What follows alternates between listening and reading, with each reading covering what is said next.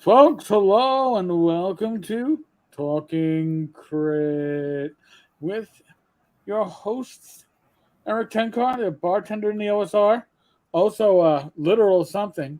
Um, I thought it was an asshole, personally, but no, I probably demonetized this No, one. you're no, you don't. No, we'll go into what you are because Yeah. nobody they can't decide if you're an N word or an F word. Oh, well, you know. The other So side thinks I'm a W word, but in any case, Bad Mike Battalato is screen right. hello everyone. Welcome, Mike, my once a week work spouse. Still suffering through 107-degree temperatures daily. It's I Nobody. work to clear. We're still clearing the warehouse. Still working about a couple hours every day outside. So you would think I'd lose a lot of weight from sweat, but I don't know. I Nobody don't seem to told be you to losing live that in much weight. Dallas. Hey, Mike, you can have another year where, like, it's the wintertime and you have no heat. Oh, now that was a few years ago. Did you remember when that happened to me? Because that was a that Yes, was a I that do. was oh yeah, that was right around. I'll tell you how long ago that was. That was when Seattle. Last time Seattle was in the Super Bowl because we watched it from a hotel room. It was yes, we had no heat that for like 2 weeks. It was bad. Oh, it was bad. Uh, And it was uh, cold in Texas. It's not always cold in Texas in the winter, but it was that year. Damn, it was cold. and with us this week for a talk about lots of different stuff is none other than Thom Wilson, one of the hardest working volunteer firemen slash game creators slash full time workers slash grandpa that I've ever seen. Did I fill it all in? Did I catch it all? That's the important bits anyway. Yeah. Ah, Hey, everyone. yep. Hey, And what somebody like time is it? What time is it in James Finland? Raggy in the room. Yeah, I'm about to say what time is it in Finland? He's here Yeah, in Finland. So. James, you must be having one of those nights where you can't sleep. We appreciate having you. We gotta bring you back on the show. Yeah, well, he's never been on Crit. He's only been on the Friday show. We never Yeah. had him on Crit. Oh, If I there is remember no correctly. Friday show this week, by the way, folks. There is no Mm. Friday show. I will be in, as New Yorkers say, the city, uh, catching Jimmy Dore live, and we have special access to the meet and greet afterwards. So Well, are you sorry. there too? Are you looking for the magic card thieves too when you're in New York? Are you gonna? Is that part of your deal? No, no. Listen, they sell Magic the Gathering cards. It really should be valueless. No. Turned out that they didn't know they're committing such. Well, I'm sure they knew what kind of a felony they're committing, but good Ah, lord, that's that's like a Class A felony or whatever that is in. Was it not Indiana, Indianapolis? What Indianapolis is in what? Indiana? Am I right? Holy crap! I'm not even Correct. sure. well. Holy, So this let me happened in check. Arlington, Texas, several years ago, which is right south of us. It's a pretty big city. The Cowboys play there, the Rangers play there. Anyway, that they had a sting because they were having all these bicycle thieves. They were stealing for some things go in waves, and people were stealing bicycles. So the department was putting a bait bicycle out like in a spot without a lock, and people Uh-huh. come up and steal it and then arrest them. Now here's the either the really intelligent part or the really asshole part. They purposely bought a bicycle over $1,000. Oh yeah. So it's a So felony. that way, when they stole it, they were committing a class. I don't know what that would be, a class B felony Yeah. or. In New York State, $1,000 and Uh-huh. less is a misdemeanor when it comes to theft. Okay, But so this was over. thousand This is like dollars and eleven one hundred cent, dollars. Yeah, this thousand was dollars and right one over. cent is a felony. This is I think. right over that. So these guys were committing a felony every time they stole the bike, and so their lawyers were like had a big giant suit against the city of Arlington saying that's purposely. Like, well, of course it's purposely. They chose an $1,100 bike to make Right. sure it was a felony, not just a misdemeanor. They're like they could have just used $100 bike, but no, they had to use this. I'm like, hey man, tough luck. It sucks. But you see, that's a double-sided blade coming from somebody who spent a number of years as a police officer, later for a bit as a sergeant doing crime stats. Because as I would tell my patrol cops, you charge what you can charge. If you can charge a felony, you charge Sure, the felony, you charge the max. But because it can always go down, but you can't go well, back up, right? right. But what happens is when your CO sees that you've got 5 felony bike thefts, it means your grand larcenies just went up, and he'll be like, "You sure it's $1,000 bike? You sure?" Top over a year old is worth less than 1,000. I don't care if you spend 4,000 on Yeah, it. they don't want to mess with that, right? Yeah. It's under 1,000. We had a whole guidebook on how to decide this Oh my because gosh. listen, these felony crime stats get reported to the FBI. You want to look like a safe city, right? You don't want to look like you have Yes. a. You don't have So all these huge felony. it's a double-edged blade on that one. So, but I would have done the same thing. I would have gotten that bike just over 1,000 just to make sure it was a felony arrest. Oh Well, God! a couple of things I want to go over. So we're Tom's our guest tonight. I think we're going to have Zach next week if he can get in town in time for ReaperCon. ReaperCon's next weekend. He's coming into Dallas. I think he's getting in Wednesday night. We'll see what happens. But we're going to try to have Zach Glazer. If not, we'll just have Jen Glazer. So everybody likes to see Jen more than Zach anyway.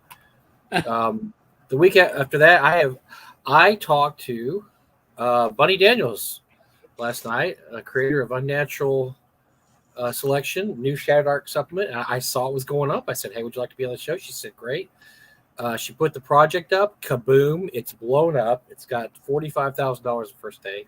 So I'm really glad I got her before that blew up, because now I don't look like a star chaser. I just look like I'm kick ass. So yeah, she said she'd come on with us. So that's going to be awesome. I talked to her a bit offline. She's really sweet, very, very sweet person. And Shadow Dark seems to be, anything Shadow Dark just seems to be just exploding.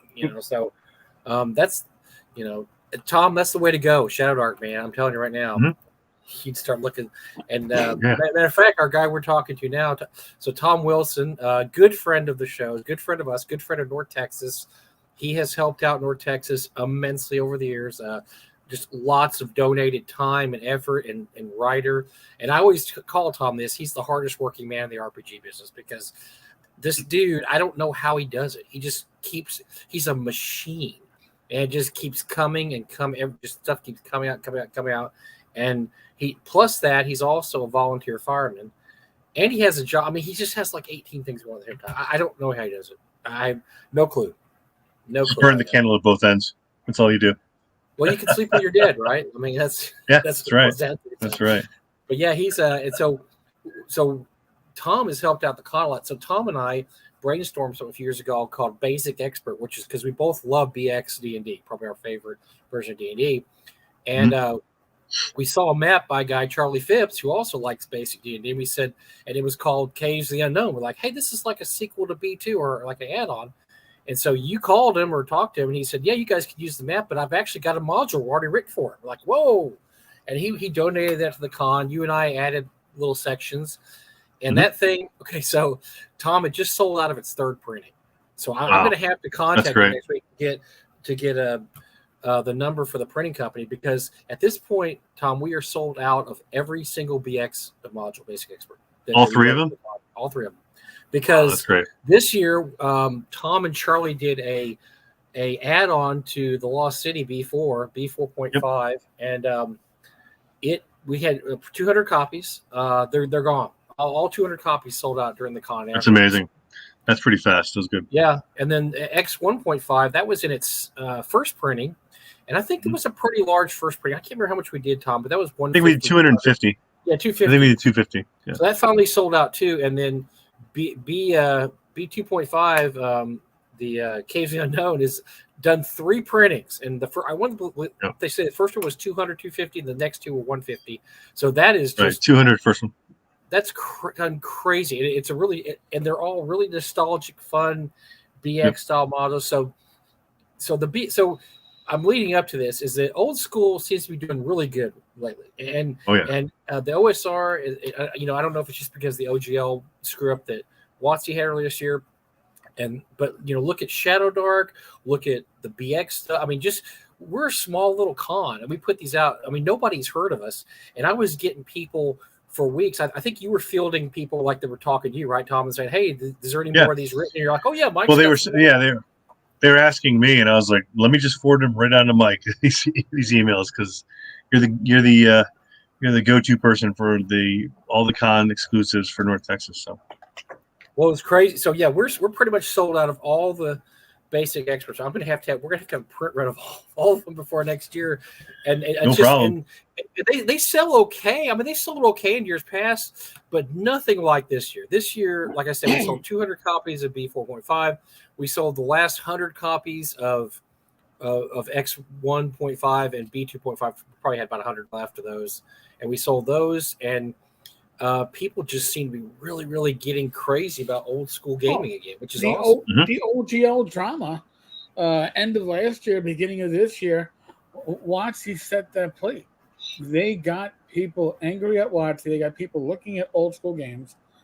And Shadow Dark certainly brought people from 5e into the old school world. And many of them are expanding, not the ones that get into the argument about how hard it or how easy it is to die in Shadow Dark compared to 5e. I've seen those arguments.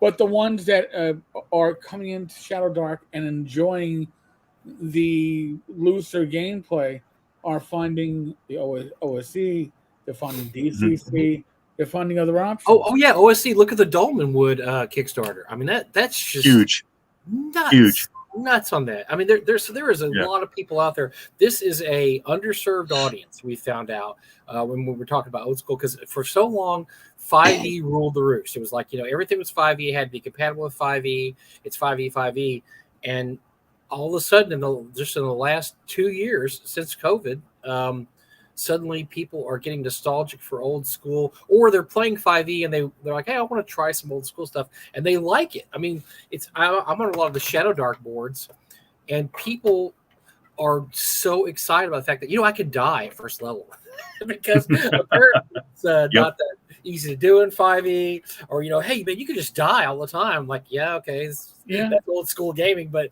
apparently that's just not a feature of 5e, which is more. I mean, it's more narrative, story driven. We all know that 5e is more narrative, story driven, but people really enjoy that stuff. They want to play. And I've told this story a million times, but I had this kid. I say he's a kid. He's probably in his 20s. He came to North Texas a couple years ago, and I asked him. He was at my booth, and I asked him what games he's playing in. He's like, well, I'm playing in a 5e game today, and tomorrow I'm playing in a 1e game. So that's pretty cool. I was like, well, did you? He goes, well, I just play 5e. He goes, I want to see what D&D was like on the hard level. Really? Because he'd heard that 1e was really, you die, and it's really tough. And then I go, and I can't remember if I asked what game, but I think it might have been Tomb of Horrors. I was like, yeah, that's a hard level. You're going to all die.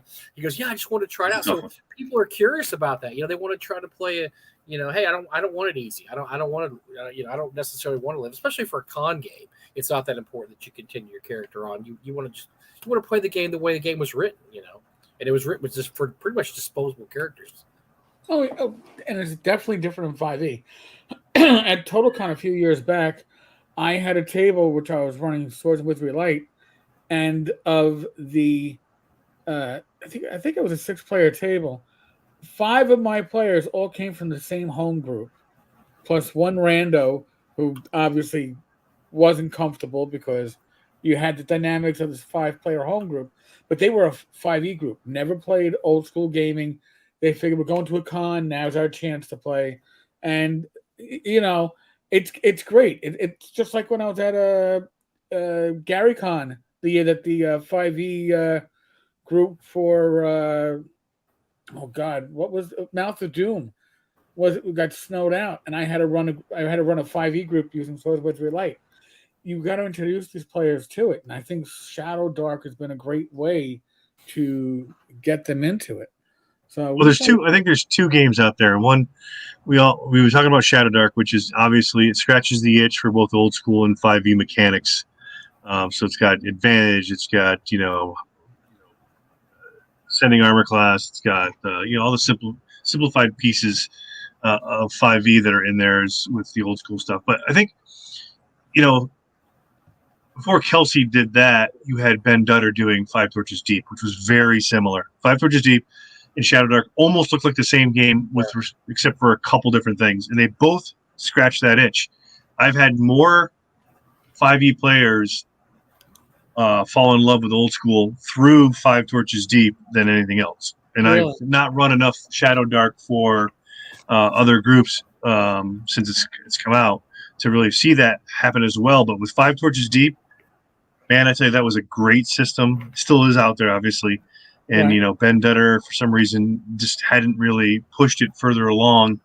But it was very similar. It had the advantage in the ascending armor class. It had the occasional feats or abilities every couple levels, stat increases, all the stuff that you like in 5e. But it had low hit points and very deadly stuff, like a lot of limb loss on damage and stuff, just crazy. Well, A fun a lot game. of it's marketing too, though, right? I mean, Right. it depends on how, and we talk about this all the time. I mean, for a long time, Labyrinth lore was such a huge monster in the field, and then it just didn't get marketed anymore. Right. Dan just kind of gave up, or just didn't really do anything with it, and it got overtaken by other game systems. And so marketing Well, I think is Labyrinth huge. Lord got blown away by OSC. Well, that's true. Real simple. Well, yeah, but I mean, Well, before that, it was even nobody. They hadn't done anything new in forever. got stagnant. Yeah, It got stagnant. so. And then, so Well, I reached out to Ben Dutter and I said, "Hey, look, I want to write some stuff for Five Torches Deep. Are you okay with that?" He said, "Yeah, go right ahead." So I wrote 3 quick adventures and put them on drive-through, and unfortunately, they didn't sell well, and not a lot of people were playing Five Torches Deep because everyone had sort of either if they played it, they liked it, but there was not a lot of material for it, so they moved on to OSC and some other stuff. And now with Shadow Dark, just exploding on the scene, they're going to get that. Like I said, they're going to scratch that itch that way. So why don't you just rewrite it for Shadow Dark, dude? Sounds like you got your job cut out for you right there. Rewrite them. Yeah, I mean, it's like I said, they're very similar. You would almost not even be able to tell except for the writing style. I think I like the way Kelsey does her adventure blocks. That she has she bolds sort of the high point, and then just not even full sentences to describe that, and then she kind of she makes a paragraph out of multiple points, whereas Gavin for OSE will do bullets, right? He'll do bullets in OSE, so she actually takes up less space, which I like a little bit better than the bullet points. You can cram a lot more on a page with the Shadow Dark style than you can with OSE. So it's nice. We have some breaking news, by the way, folks. I don't think this is covered anywhere else. There's an announcement from Trollord Games. Somebody just emailed it to me. Oh, I think I know what it is. Do you know what it is?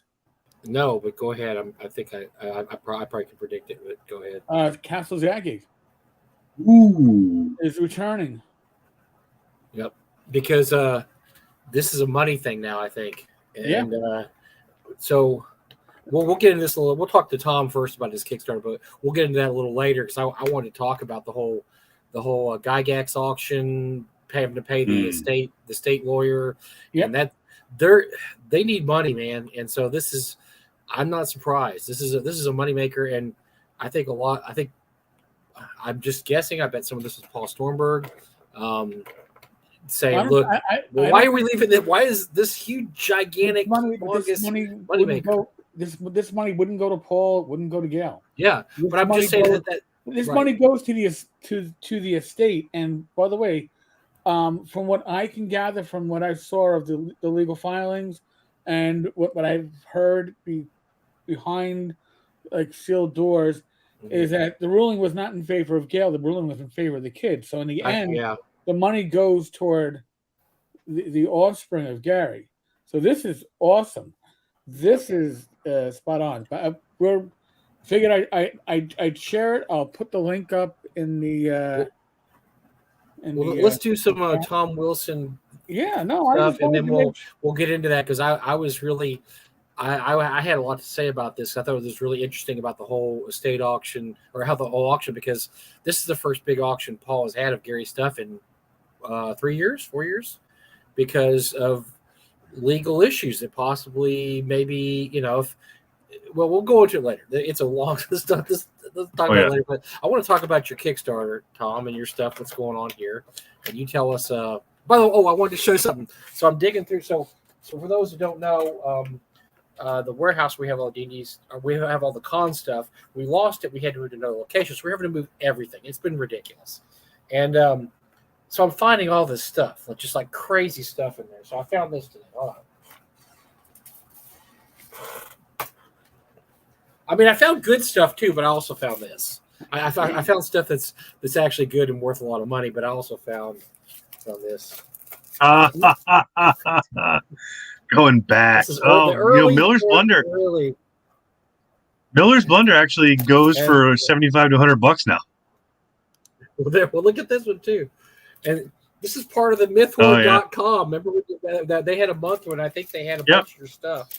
So I was actually in the very first Myth Horde and the very first RPG crate. I was in both the first ones. It's on the back cover, so they were advertising. But yeah, I plan on getting rich and retiring on this, Tom. So that that's awesome. Well, Miller's Blunder is sought after. Actually, I get a lot of requests for that book, so you should put it on eBay. You'll get money for it. I mean, I have a personal copy, but I didn't know I had an extra copy, and so I was. Oh, good. That's awesome. I mean, it's a special Myth Horde edition because they have the Myth Horde back cover, and so I just saw that today. I thought, well, that's funny. I'll bring that. I'd love to reprint Miller's Blunder. That was a good little book. I wrote that in 8 hours. Jesus. So, it was really good. It was based on an old fable, so it was a good story. But yeah, so I mean, you have a lot. I mean, you publish a lot of stuff, and you have a lot of stuff in your past too. So why don't you reprint more of it? Because you do have a lot of stuff. Why haven't you reprinted a lot more of it? Well, Frog God wants to reprint a couple of my books, including the one you have, the False Promises book. They want to reprint that 3-book series, so we're going to clean it up and do it for BX, I think. But I got to find the old files still. I told Zach I'd go looking for them, but they're buried somewhere. I mean, that's 2010, 2011, maybe. Oh, wow. That's been a while. It's old stuff, so I have to go find them. Some really good maps. I was the very first customer, I think, of Monkey Blood design cartography. Mm-hmm. And he did those maps in there, and they're excellent. They're just excellent. He did a great job. Wow. So tell us about your new project a little bit. I'm sorry I interrupted you. I had to show you that. Well, it looks like Eric wants to do the ShireCon piece first. I'm just going. Okay. Well, we can talk ShireCon. I got to scroll through the order of what we got here from Thom. Yeah. So ShireCon is my ShireCon's my day and a half con in Connecticut. It's going to be September 15th and 16th this year. We spread it out. We've done a couple unofficial Friday nights, and they get more and more people every year. So we decided to make it official this year. So it's our first year with an official 4th game slot, the first one on Friday night. If it does well enough, I may do a 5th slot next year where we start Friday afternoon instead of Friday night. But yeah, we got 112 badges sold, which is great. I anticipate a handful more before the con, and we're going to probably get a bunch of walk-ups again. So my goal of 125 is likely to be hit, which is great. Nice. And then hopefully my goal next year is 150. But we'll start at 125 this year. I don't think I'll ever be more than 175. I think that's probably where it's going to end up. I like the new venue we have, which is an old theater. So we get the downstairs tiered. It's like a tiered space, which is very cool. And the upstairs is a ballroom, which is fantastic. So we got lots of space, lots of room to grow. Much better location. Parking. There's parking for 250 cars. There's like 5 restaurants and a brewery in walking distance or stumbling distance, and like a deli and a coffee shop. It's just a better town. It's one town over from before. It's just a better place, I think, for us to grow into. So very excited about that. That's going to be a lot of fun. Last minute prep. We're about 3.5 weeks out. Last minute prep going on now, but we're in good shape to hopefully pull off our 5th event. Wow, and we love small cons are where it's at, and Eric and I are. Yeah. Eric goes every year. I live too far away, but I'm telling you, Thom, I told you if you ever expanded beyond one day, I'd be there, and so I've talked to my wife about it. We're gonna. She retires next year. It's in the rotation. We're gonna try to drive. Good. Yeah, next year will probably be 5 game slots, 2 on Friday, 3 on Saturday. We've got a lot of help from other cons, which is great. We get a lot of donations from other cons and lots of people and collectors. Our silent auctions last year jumped way up. We had some really great stuff sold. We had a white box. This year, Alex has donated a sealed box set for Ravenloft, which is going to be very cool in the auction. And some of the cool stuff's in there too. I gave you a bunch of trash we had laying around the warehouse. So I'm sorry. No, you got some good stuff there. So I do silent auctions, and I also do a drawing. So people will get some free stuff too. So it's all good, and everyone has a good time. And we get a lot of games in. Local restaurants and stuff are all getting in. Like the brewery wants to put beer tokens and coupons in the swag bag, so it's all coming together nicely. It's going to be a good time, so we'll be good. Yeah, it's great when the community gets involved too, and they start helping you out, because that's when you know you've been accepted into the bigger picture of right. So unlike other cons where you're in a big convention center and you're kind of trapped in there, this one's just a small theater, and it's on the main street where there's all these businesses that you can go. There's like thrift stores on the street and antique stores, and it's just a good experience. It's a better experience for attendees this year in the new venue in the new town than in previous years as far as community involvement. So that's the first step, though. So North Texas started out small, and then we have to have a little more room for this. Oh, we got to build here. Oh, so it starts out small, but you never know where you might end up, dude. Right. Well, we're excited about where it's going, and I've got a lot of help, a lot of great support from attendees who donate, and cons like North Texas and Gamehole Con and Rising Phoenix now, and they really pitch in and help out and make sure that we're a success, and we try to do the same for everybody else as well. I mean, I donate work to North Texas for the same reason that North Texas donates stuff for me, and we help each other out. So we all sort of just rise up. So yeah, and then every year, amazing stuff for North Texas. We really appreciate it. Yeah, and I want to keep doing that as long as I'm physically able to. And then every year, or the last 3 years, this will be the third year, I've done an exclusive adventure for ShireCon as well. And this year, I decided to ask Chet Mitten, who's our first time guest last year, to do all the artwork, the cover and the interior. And Chet's awesome. So he's already submitted the art. I'm laying out the book now. We'll hopefully have it printed for next week, which is in time for the con, of course. And it's called Prayer Quest, and it's Prayer Quest is it's going to be a solo cleric adventure. Not solo meaning one person, but like one GM, one player. So it's basically a cleric quest, which is very cool. And it takes place in some little pocket plane of chaos. Real fun little adventure. You can only get it you can't get it anywhere but the con until after the con, and then even then I'm only printing so many copies, and that's it. It's really an exclusive to the con. So yeah, I always try to grab one. You always have a very limited sale. I think I'm going to print 100 copies. I'll sell probably 50 at the con, and then I'll have some extras over. Yeah, I usually have the regular guys that buy them always try to snag it up. I think the picture's on the next page, Eric, if you want to scroll it over. Yeah, so that's Chet Mitten's work right there. Yeah, Chet's a so that's the cover. Texas, so he's a nice guy. I just shipped him a package today. I just shipped some stuff. So yeah, good dude. Definitely very talented dude. He's got a couple real evocative pieces on the inside. I was going to include them, but I'm like, I want people to be surprised. He's got some amazing pieces inside of this thing. So, and I had the art color maps done by Monkey Blood Design, some really cool maps. I definitely spent more than I'm going to make on it, but that's one of the things. It's worth it to me to make something special for the con. And that's what's kind of cool is you do put in a lot of work making sure they're, even for a small con. I see a lot of people do small cons and they just do a small con. It's always helpful to do those those exclusives, right? Because then you get people spending money. And in every single swag bag, I put in a mini adventure too. So you're going to get a 4-page digest adventure automatically for free in the swag bag as well. So, and I do that every year as well. So. And this is how many years is this? The 5th year? No, our 5th year. We skipped 1 year, obviously, for all the COVID stuff, but this is our 5th year. Wow. It's on track to be our biggest, which is always good. So. Yeah, I'm excited for you guys. Yep. Like I said, I think small cons is the way to go, and I'm pretty much small cons from here on out, forever and ever. So, I'll definitely be able to make it up to ShireCon one of these days, because my limit at this point is probably Gamehole Con, which they have about 5,000-6,000. That's probably as big as I'm ever going to get from here on out. I would much rather just go to a con with several hundred people and have a great time and not have to worry about a crush of people and Well, this is going to be my running out of first. stuff and hotel rooms selling out.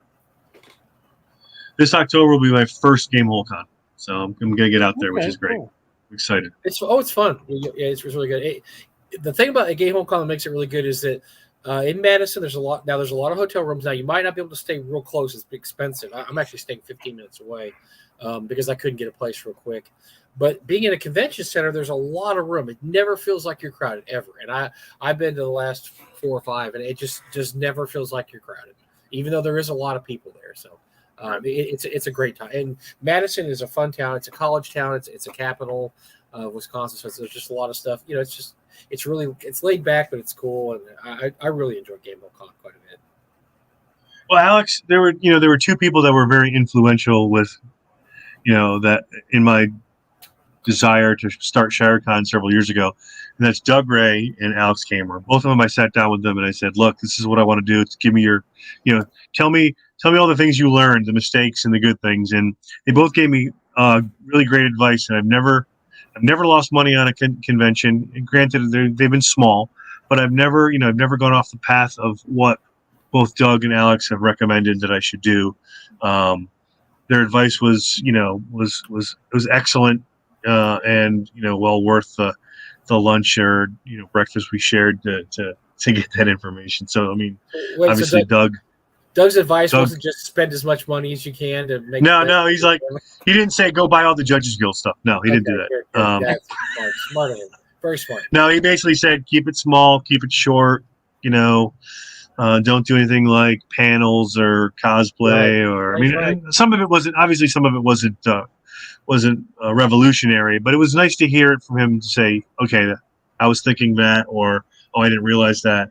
And it was really helpful. And then Alex obviously solidified it with some of his, he talked mostly about making sure you have the right volunteers that really care about making sure it's successful, which is something that I do. I have a great group of volunteers that pitch in, prep, cleanup, and during the con, and they're invaluable to making sure it runs. Now that we're going to be in multiple floors and multiple rooms, we got a little bit more work to do this year to make sure that we keep it together. So, yeah, their advice, great. He's the gold standard for conventions because I've said this every year.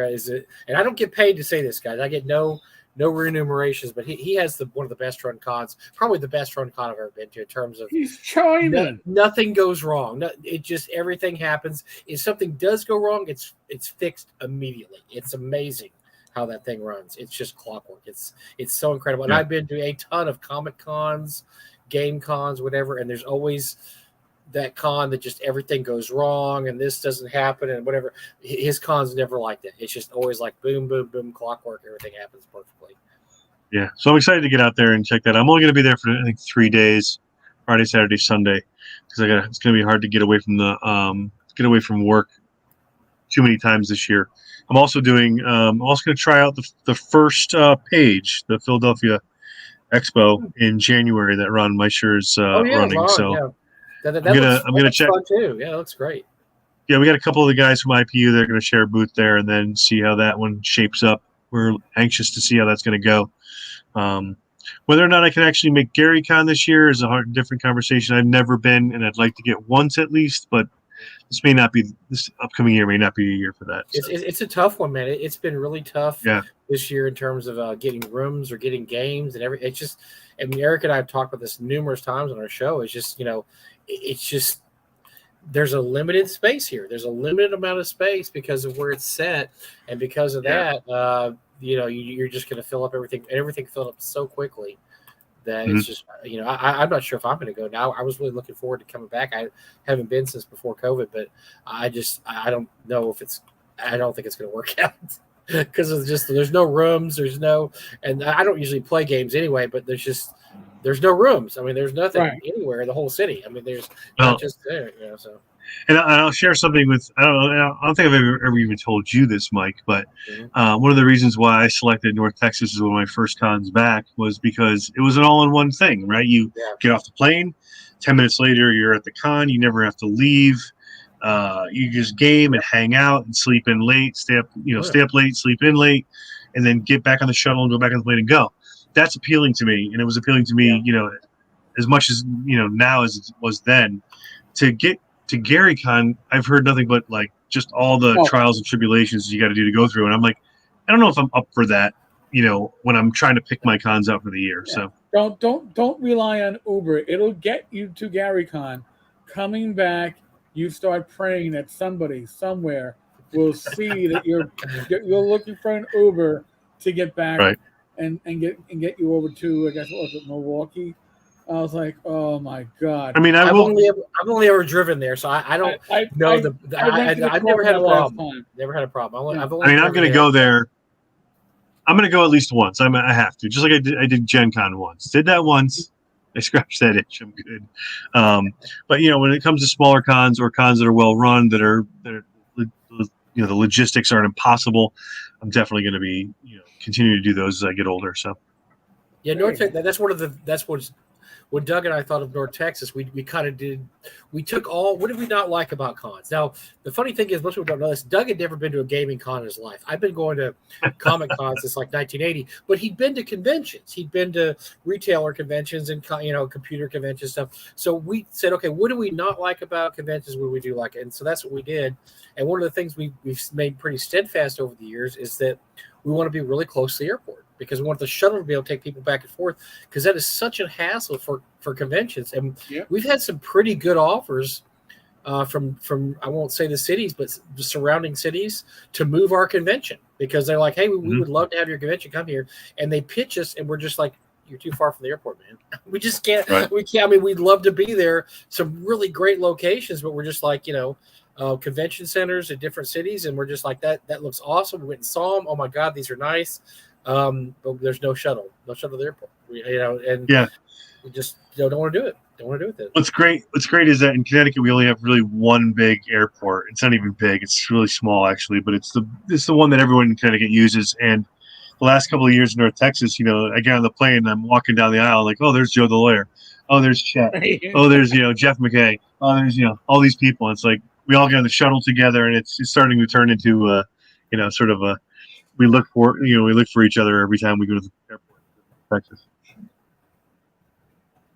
That's fun. Well, we're really, like I said, we appreciate your stuff, because not just the. I know you never get embarrassed because your ego is gigantic, but no, the work you've done on the basic expert stuff, they look. I wish I had a copy to show people, but they're all sold.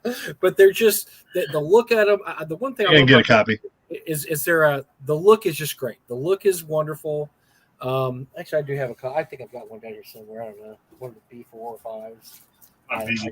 Maybe not. I don't know, but. Thom did all the work. I mean, Thom does the layout. He hunts up the artists, and so we went from having the first one. We only had 2 original pieces of art, the front and back cover, to where now we've got original art all over the damn place. And it's awesome. It's good stuff. Yeah.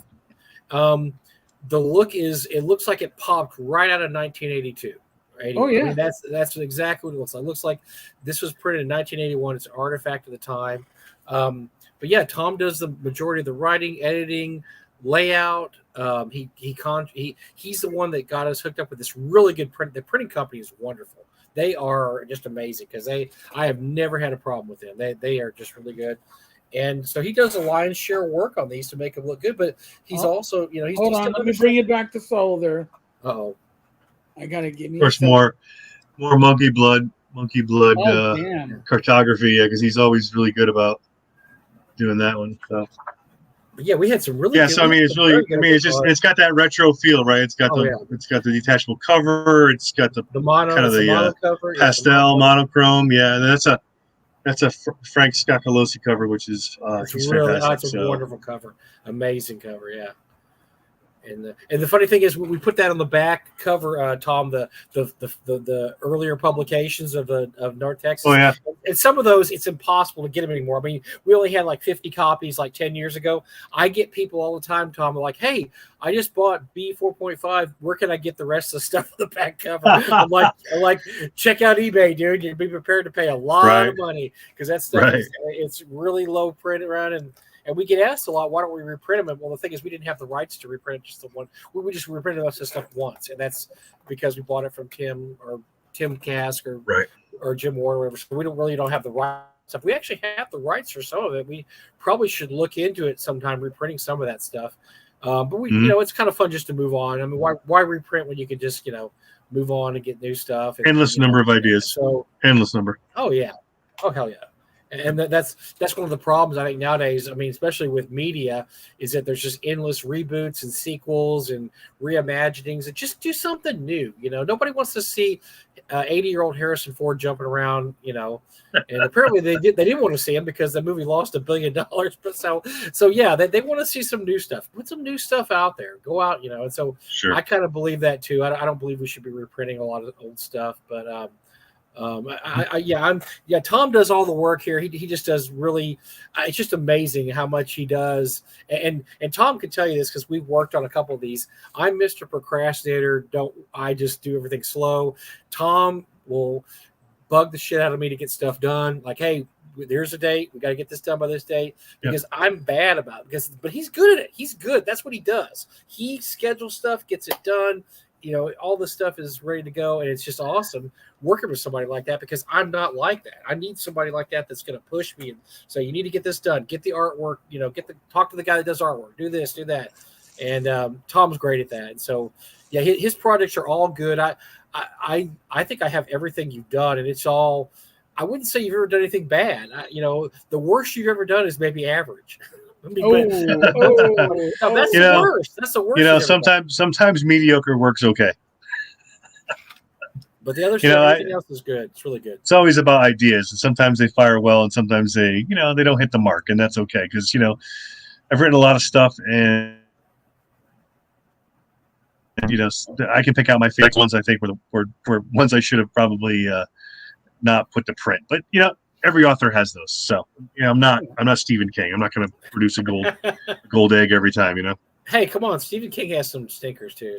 Don't. Yeah, or his early stuff, I suppose. Yeah, but they still sell. So I mean, that's what of course. I'll tell you something you did that I wish you. If you talk about reprinting stuff, you did some amazing. I guess kind of Gamma World-y, not Gamma World. I don't know what you'd call them. I guess you'd call them. I don't know what category is that. Just. Well, I've done some Gamma World, and Gamma World's like my second favorite old school game. I've run Gamma World North Texas couple 3 times. I've written some that actually have NTX in the ID, like NTX 4, NTX 5. I think those. Post-apocalyptic. That's what post-apocalyptic. Yeah, I've written some Gamma World stuff. Yeah, and I'm thinking about writing a Gamma World one for next year's North Texas. Nice. And running it there. It's one of my favorites. It's actually, some of the best-selling stuff I have after Back to Basics is my Gamma World stuff.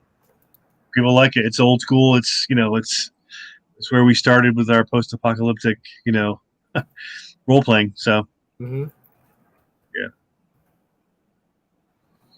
So what Eric's got on the screen there is my current Kickstarter, Prison Pit of the Ageless King. It's already done.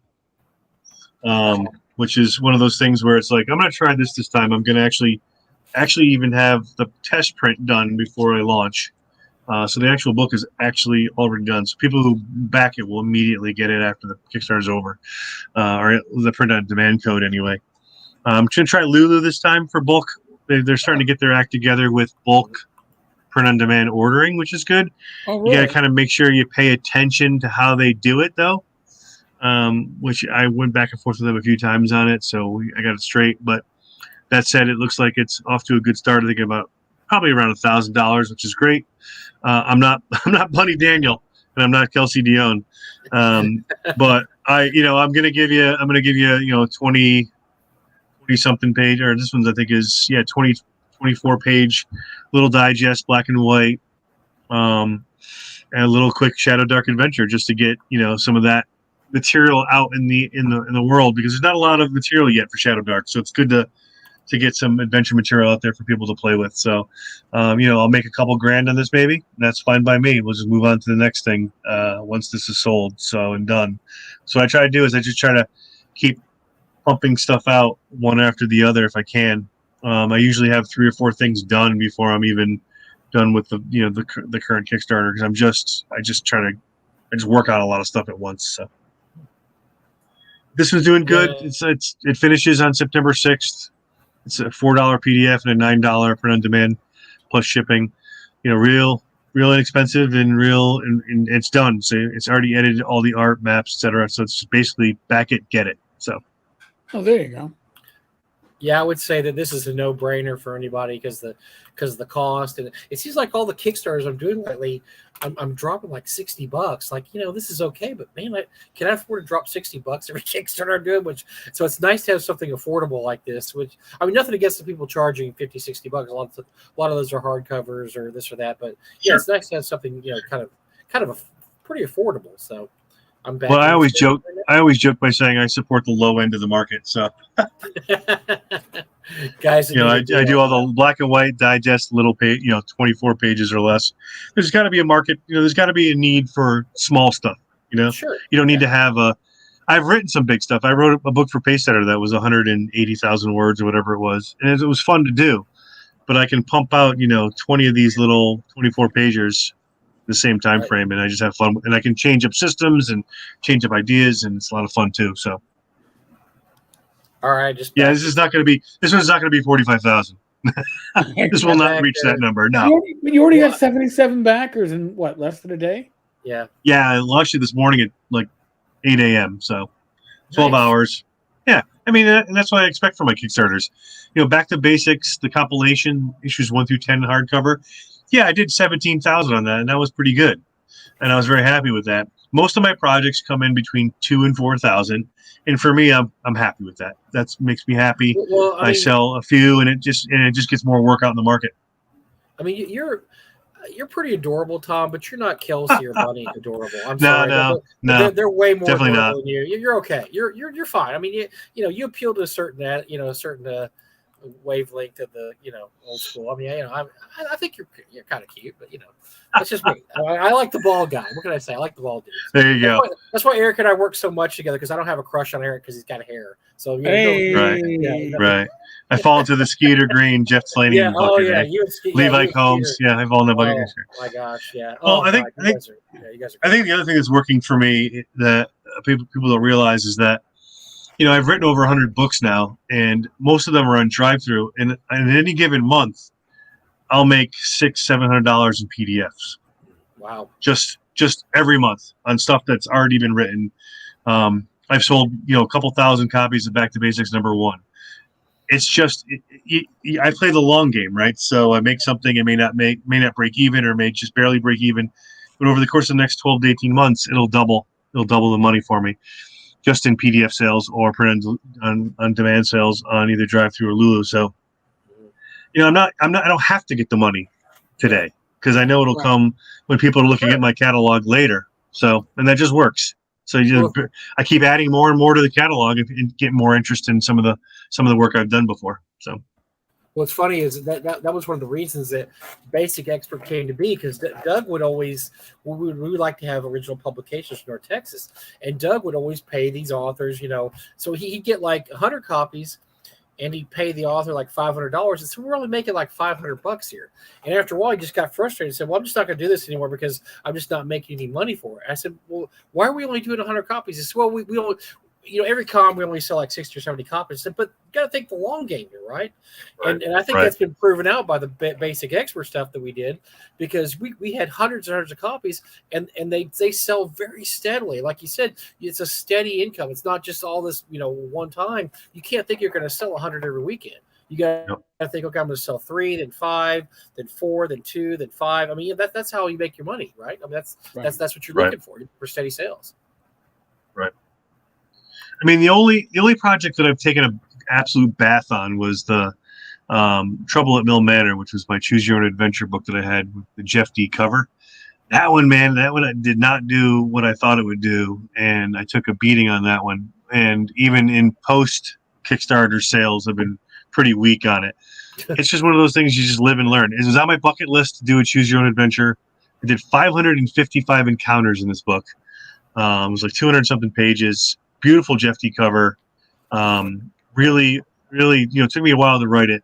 and it just bombed. Just one of those things where you go, all right, well, I did it. I crossed it off my bucket list. Move on.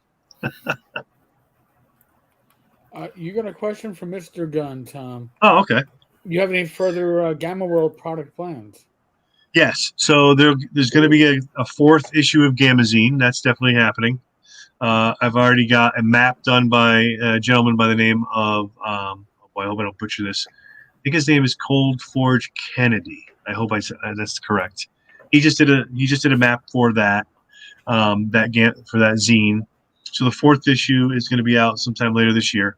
For North Texas, I'm planning on. I got a couple ideas for an adventure. It really depends on my time when I get into the time when I usually allot myself to write for North Texas. And if I have enough time, I'm going to write something a little bit beefy. If not, it's going to be another 24 to 32 page digest probably. But it'll be something that's exclusive to the con. I'll bring with me. Unlike the basic and expert, I don't write these and then hand them off to Mike to sell. I usually bring my own copies and then I just say that they're available at North Texas. But there probably will be a Gamma World one because I want to run Gamma World. I didn't run Gamma World last year, and I'd love to run Gamma World again. It's one of my favorite, besides BX, one of my favorite games to run there. So the only thing I can't do this year that I did last year is I think I ran 7 games, 5 different systems, and that was just that became complicated. So I think I'm going to do 2 to 3 systems only, and maybe 1 game for each. Might play a little bit more this year. Normally I don't play. Oh, and I also run Tavern Brawl now, which Matt Tavern Roberts Brawl, forces me.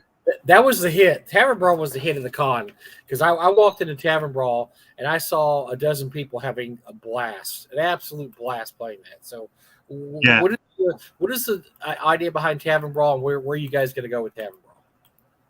No, Tavern Brawl is basically a 3D board with anywhere from 10 to 20 players that get a character. And we minimize that character. It has a lot of BX feel with some 5e stuff in it. Just super simple. Low hit points. The goal is to get the most kills and rounds survived to win the whole thing. Even if your character's dead, you can still win it because you got that character amassed the most rounds survived and kills. And you can search, you can attack, you can do all that and move. And basically just turns into a giant PvP. Everyone's murdering everybody. There's a couple really fun mechanics in it that make the game really fun. Like, for example, we go in initiative order around the table, and if you're low in the initiative order or early, and you go, but your character somehow gets killed, and you respawn later in the initiative order in the same round, you get to go again. So we've seen a lot of like retribution kills happen that way. It's a blast, and it just turns into everyone just shanking everybody. Oh my god! It looks so much fun. And it's a great time. It's a great time, and I run it very quickly. You got like seconds to decide. We rip around the table so we can get those round stamps down. If your character dies, you get it replaced, etc. It's just a blast, and I've run it now. This will be my 3rd ShireCon where I've run it. We've run it at 1 North Texas, and I have 2 other cons that want me to bring it. So I may start to expand it into other cons. I have some friends who want me to put it in a box and sell it. I'm not sure I'm there with it yet because I don't feel like it's 100% polished. So I want to, I want to keep playing it and to see if I can get it to a point where I feel satisfied that it's 100% done. Maybe make some decisions at that point. But right now I'm just bringing it to a con, running it. I have all the cards that on the Game Crafter. So every time I need to do another tournament, I just have all the cards printed. And then you get brand new cards and just run and play. So it's a good time. It's fun. If you like, shanking the guy next to you, it's a game for you. Who doesn't enjoy that? Yeah, right. Everybody was having a blast that I saw. Everybody was having a great time. Yeah, and I got a lot of feedback. I got people came up to me after like 2 days later, like, "Hey, here's an idea I got for you." I'm like, "All right, let's hear it." Or when somebody next to you says, "This is worth coming to the con just for this game," it's like, wow. That makes you feel really, really good. But it's a good time. It's a good time. I think Mr. Gunn has a follow-up question to his Gamma World stuff. Are you familiar with Darwin's World, and what are your thoughts? I'm actually not familiar with Darwin's World. I know there's a lot of games and a lot of novels that are written post-apocalyptic, and I just can't get my hands on all of them and read Right. through everything. I probably have a stack of 20 post-apocalyptic role-playing games that I haven't even opened up to look at yet. There's just so much good stuff out there for it, and I've been slowly reading through some of the very old pulp sci-fi. What is it, like World Without Stars or World Without Numbers or whatever it is. There's just so many yeah. Did you good. read There's like Hero's Did you ever Journey. I mean, I've read all that stuff's Oh, yeah. great, and I've read through all that stuff. But I can't read all of it. It's just too much. So Starman's. I want. Did you read Starman's Son by Norton? Because that's kind of a touchstone for the Campbell world type. I think I may have a long time ago. Yeah, I have not.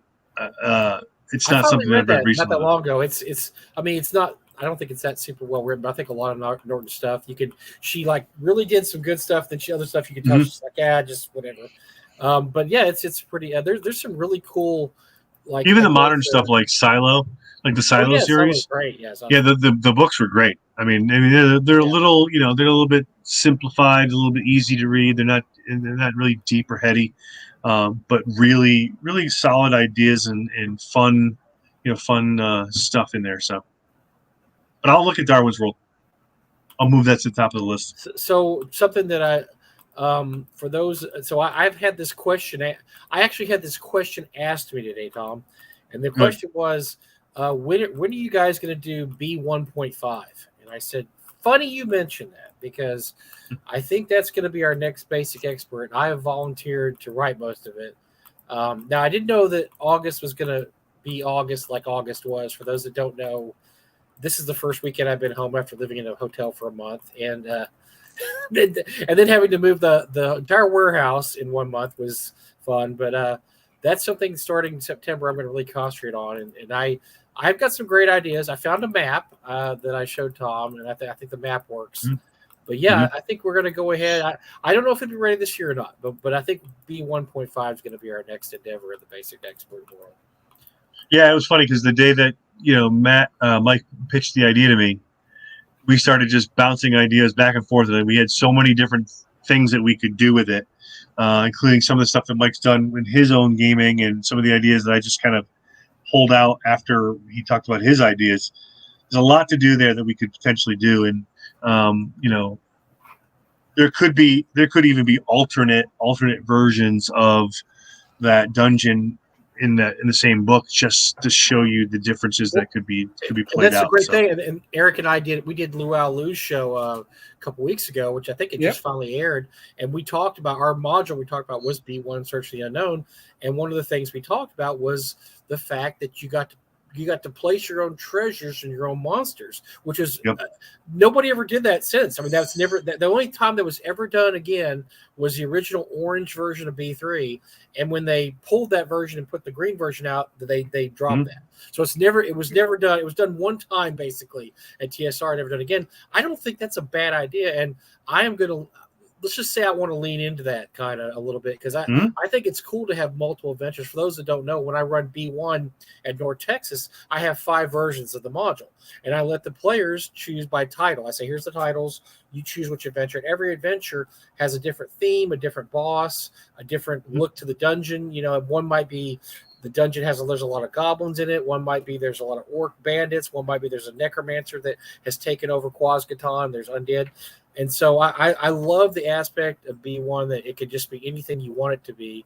Now, for some people, that's not a feature because they're like, oh, I don't like modules where I have to do everything. But when I was a kid, I loved it. I still love it today. I love being able to take that. So we may lean into that a little bit. Like you said, it may be awesome to have like two or three versions of it in the same book. That would be cool. Yeah. Because like, hey, here's one version, but you know what? You could just do this. Here's another version. I mean, you could do whatever you want. I mean, there's all kinds of things. Right. And that's what definitely excited to take a look at that. So yeah, it's gonna be fun. But we're gonna mess with that in the next couple. And after that, Mike, what's left for the mold-based cook series? Well, the problem is and we talked about it before. There was only five or six modules ever published for Basic Expert, and it was B1 through B4. B5 is kind of a tweener, but and then X1 and X2. I mean, literally. I don't even think X3 was a tweener. I think X3 is full on Beckme. Right.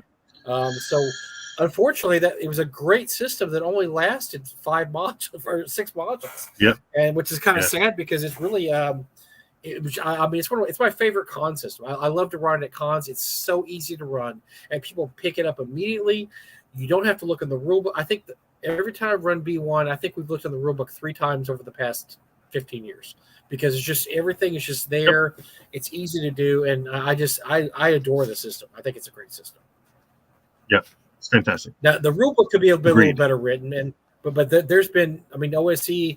If you want to experience BX with a little bit of flair on it, that's what OSE is basically. OSE, it makes it well written because it's the only problem I have with BX is you have to flip through the rule book a lot if you don't know what you're doing. It's not set up because back then game design was kind of a theory, not really. People didn't really adhere to game design. They just kind of like, hey, we'll throw all the rules in there and do whatever. And nowadays, they actually approach things like, okay, we're going to do things. Here's the rules. Here's the monsters. Here's this, that. Back then, it was just Wild West. I mean, absolutely the Wild West. I mean, if you get a chance, reread the original Metamorphosis Alpha rules. Oh my God, they were all over the place. Just like same thing with the Gamma World rules. Yeah. The Gamma World rules are tough, man. Like, where's dexterity? Show me that, please. Missing. No dexterity for monsters. Missing. That kind of screws up the initiative. Yeah. Metamorphosis Alpha. No hits for monsters. You have to figure that out yourself because I tried to run the original Metamorphosis Alpha once and I couldn't find the hits for monsters. And then a call to Jim Wampler confirmed what I had already discovered that there's none in there. Jim just left them out, or the editor took them out, or something. So you have to figure out how monsters hit just based on what you think they should hit. So it's just all over the place. Those old systems, they just kind of threw all the rules in the book. All the rules are in there, but we don't have an index, and they're just kind of like initiatives over here and spells are over here, and this is over here, and you figure it out.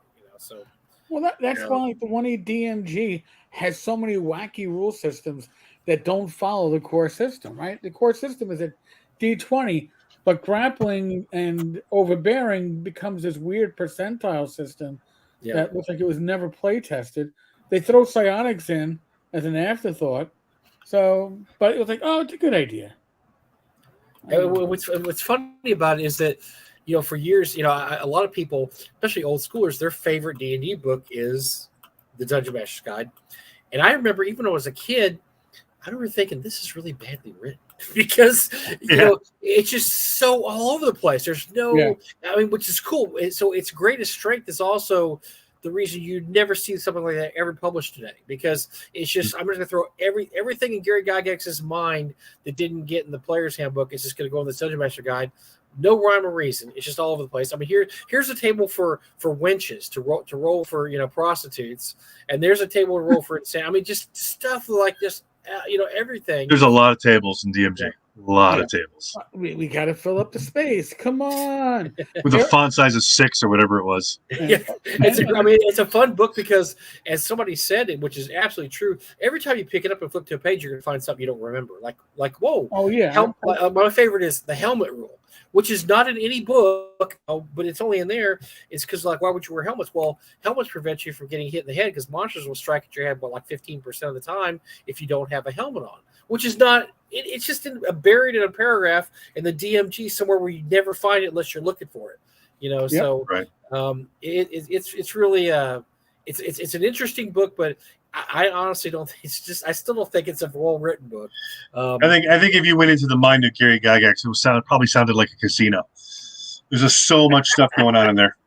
But I'm glad you got everything in there. I mean, it's awesome that everything's in there because that would nowadays it would be 5 splat books, right? They'd have the 5 different splat books. So, but I mean, and that's an interesting point. And I think that one of the things that someone asked me, why do you think some of the old school style games like Shadow Dark and OSE are making such a resurgence? Well, part of it is that that's old school feel and it's more deadly, etc. But honestly, I don't think people are digging, these large tomes coming out from WotC that have a lot of fluffy words, and you're not getting to the meat of the book. Yeah. And in Shadow Dark, I can put the same amount of encounter areas in 20 pages that WotC can do in 100. It's just what it is. It's just nobody's got time to pre-read their adventure of 190 pages, and they want give me this. I can skim through it. I can hit the highlights. I can see all these highlighted words. I can get everything I need in the counter area, and boom, we can run the game, and everyone's happy. So And part of that, I think, is one part of it. How many times back in the old days do we take the first edition module, and of course, it's always in the first paragraph that don't read any further. And also, if you're a DM, be sure you read everything. Of course, you didn't read everything, so you're running through the module, and you're like, "Whoa, what is this?" It just takes you by surprise because you're the DM.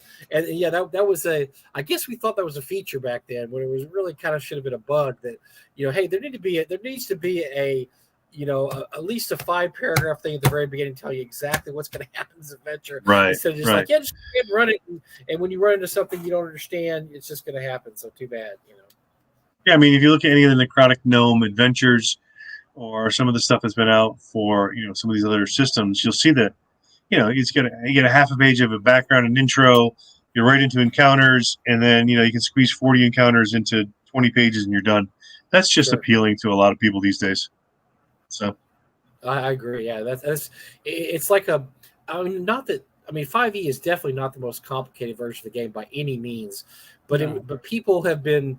It's the backlash to my character died. I have to create another character. Oh, that's going to be 2 hours. And whereas the great thing about the newer OSR systems, Swords of Wizardry, I mean, just name your system, is that character creation is it's just quick. It's quick and easy, and you're right back in the game. And let's roll. I don't care about your 13-page backstory. Boom, you're in the game. Let's do it. We'll make your backstory up as we go. Yeah, we'll make it up as we go, and that's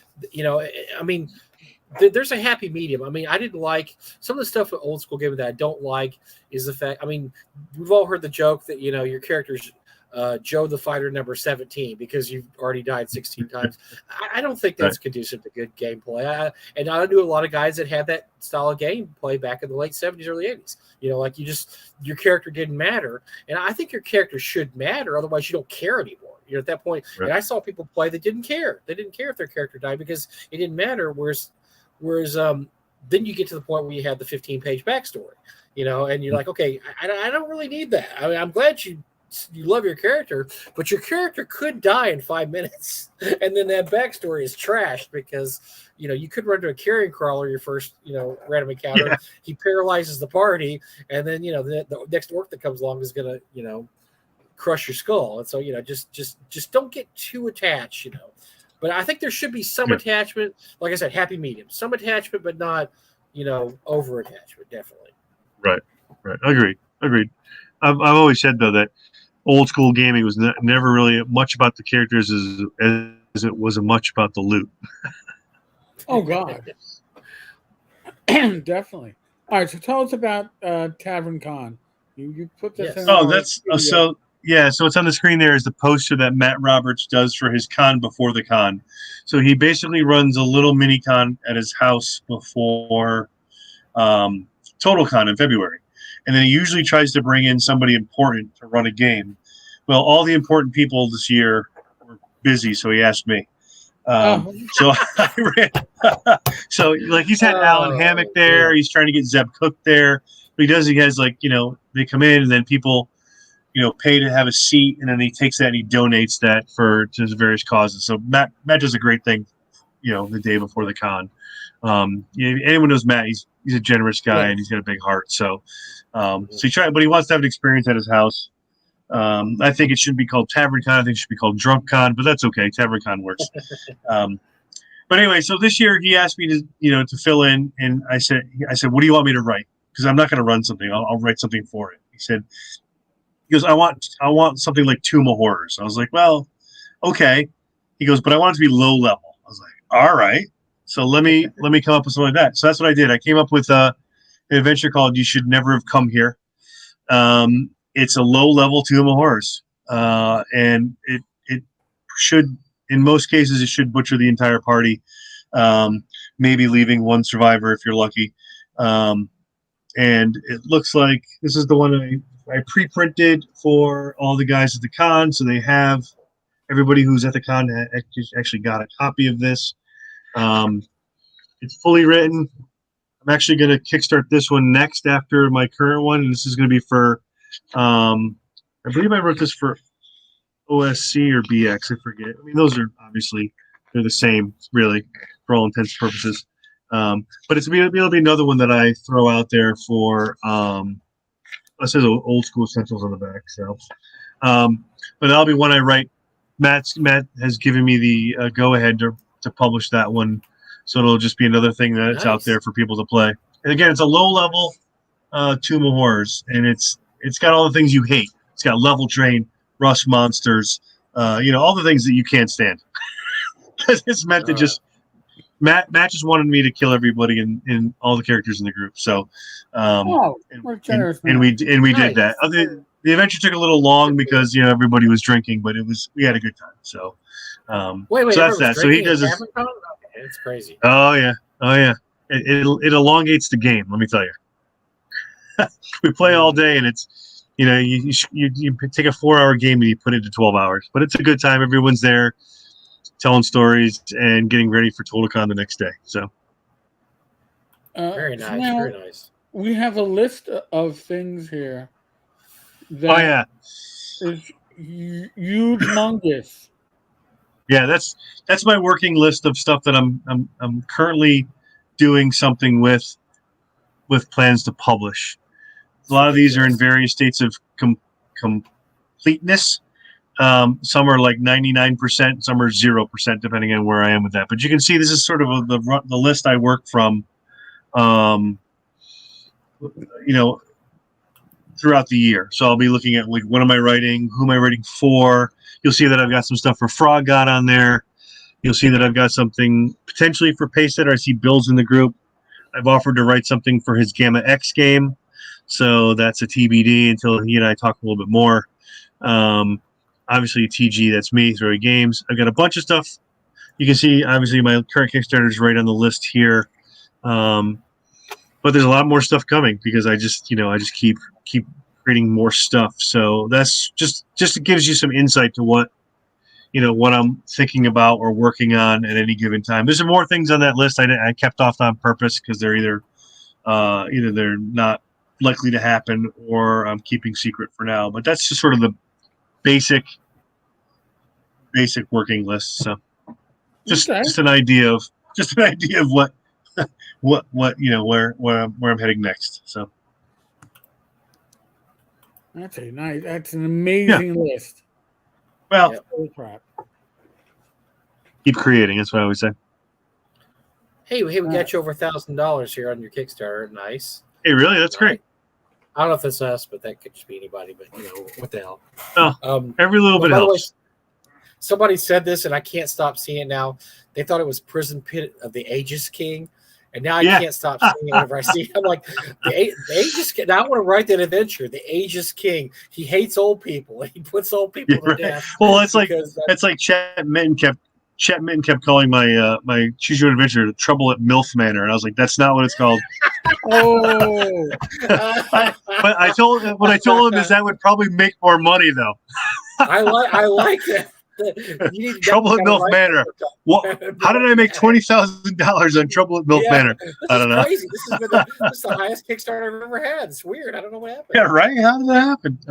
maybe it's the artwork. Anyway. I had some great artwork in there. So yeah, right. I have to get some evocative artists for sure. Yes. We just talked to James Ragg. 5 backers. Find the right artist for you. Yeah, at least 5 backers. Yeah, right. Pretty good. Not too shabby. Yeah, it's getting there, which is great. You want to talk about some current events with Eric and I as we spew? Sure. Spew. Would love to. Yeah. So I wanted to talk about the castles. Well, first of all, I want to talk about the auction being run. So for those who don't know, and you're not auction guys, there's a huge auction of Gary Gygax's collection being auctioned, over 250 items. These were given to Gail. From Gail to Paul many years ago. Doug was still alive when this happened. I remember him talking to Doug about it. So this is probably almost 15 years ago after Gary passed. Paul got this humongous load of stuff from Gary's collection. He's been cataloging it and auctioning it ever since. Well, I think the last auction, he used to have like 1 or 2 auctions a year of Gary's stuff. I think the last auction was 2019, I believe. And due to just various issues, he didn't auction it, but now it's being auctioned.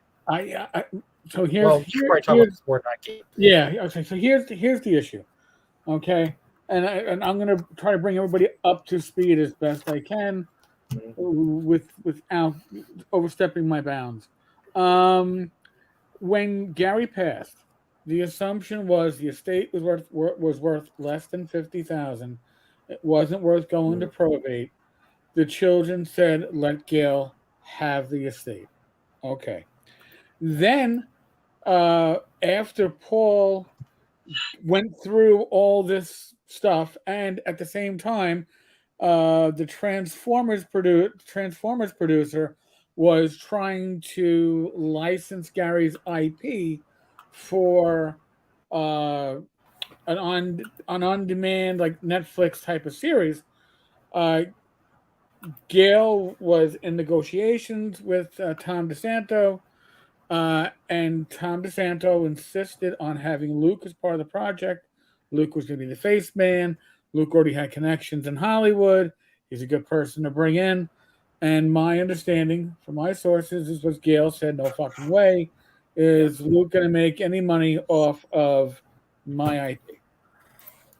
That's the story that I heard. So when that happened, suddenly there were rumors of a will. So my understanding is that the will was always known of by the family, but nobody filed it because the idea was the IP wasn't worth that much. But by DeSanto looking to license for an on-demand series, it started putting interest in the will. And it wasn't just that, too, Eric. Several of the auctions that Paul had, he made over $50,000 on each auction, each batch of auction stuff. Yes, sold a nearly complete set of the Domesday books, which are insanely rare and insanely important to the hobby. And he sold almost a complete set of them. And I think some of those books by themselves went for $10,000 a piece.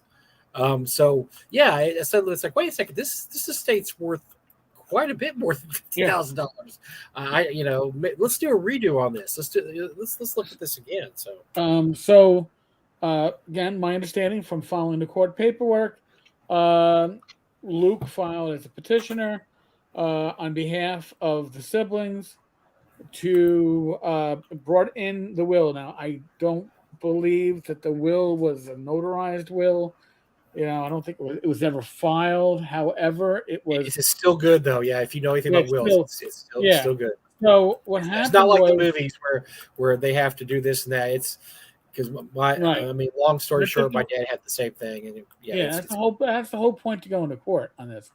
So what happened in court is that the court appointed a trustee for the estate, and the trustee. That's not unusual. Right. So as the process was moving on, you had a lawyer that was representing the offspring, you had a lawyer that was representing Gail, and you had a lawyer that represented the estate. And I was following for what little you could gather from the open court documents. Usually the lawyer for the estate was pretty much in agreement with the lawyer for Luke and the kids. Well, once it went to probate, the auction stopped. They were not allowed to continue because now we have a dispute over who owns the property or who gets it. So earlier this summer, the court made the decision to allow the trustee to start essentially monetizing the estate to cover costs incurred by the estate, because the lawyer representing the estate has to get paid by the estate. So that's what's happening now. So, and when the new auctions went up, I reached out to Luke to make sure he knew about it. Luke told me, yes, I know about it, and this is basically to pay the cost that the estate itself has incurred. So that does not. I only know people are going, does this mean that Gail is making money off this?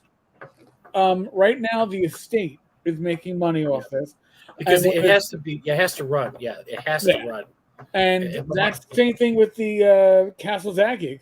The licensing there is money that's going to the estate. Now, in the end, how that estate plays out is likely going to be how the will was written. It looks like, from people that I've spoken to that are privy, that Gail is not getting the ruling that she wanted, and the only ruling that Gail would want is that the will is not valid.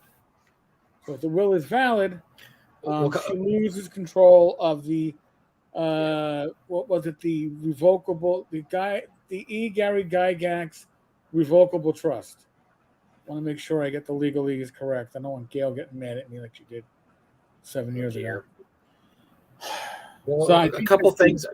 So a couple things I wanted to add real quick. So it's not actually Castle Zagig they put out. It's the city of Eggsburg, which is part of the Castle Zagig line they have. So it's not actually the castle. It's the city of Eggsburg. Eggsburg, I don't know how it's pronounced, but that was actually something that probably, because that's probably something that's probably on more the better kind of ground to publish rather than Castles of Gig. Castles of Gig has a lot of baggage tied to it. This doesn't really have any baggage tied to it because this is something Gary wrote specifically for Troll Lord Games. And so, Mike, what baggage does Castles of Gig have tied to it? I think there's a lot of baggage. So some of the things are, number one, it was co-created with Rob Kuntz, so you might have Rob sticking his nose in there. There's just a lot of things. Jeff Talanian was the co-writer on there. For those who didn't know, there was a lot of fingers in that pot, and I just don't. I think this is a win. This is just like, let's put out something he did. It's actually, if I remember correctly, it's got a beautiful Darlene map. It's a really nice product. It's very nice. Yeah, product. it's very nice. Really good. And then the other, what was the other thing? There's nothing. So the story from my life. So my stepbrother, my dad got remarried late in life. My stepbrothers and stepsister, their dad killed himself one day, and his stripper girlfriend. And I don't say this against strippers. Strippers are fine people, but I'm just saying she was a stripper girlfriend, not a serious relationship necessarily. She declared that the estate belonged to her. That he left no will. So my step siblings had a long legal battle with the girlfriend, and they had to appoint an estate attorney who, by the time this went to court, the estate was bled dry because the attorneys for the estate charge costs. And that's why this auction is going on. They have to charge like a certain rate. Like each state has their rate that the estate attorney has to charge, because that they're considered, I don't know. I can't remember the exact word of it, but they're basically the keeper of the gold or whatever. They have to keep this thing going. Like in the case of my step siblings, he had a house and a ranch. Well, this guy has to pay the bills. He has to, and if they don't get paid, and so the money comes out of the estate at first. But if the estate runs out of money, guess what happens? It goes to the state because we're out of money now. There's no money. And so in the case of my step-siblings, it was kind of a sad story because the estate was literally bled dry by the fees. Bled dry to where my step-siblings just gave up on it and said, whatever, take it, state of Texas. We don't want it anymore.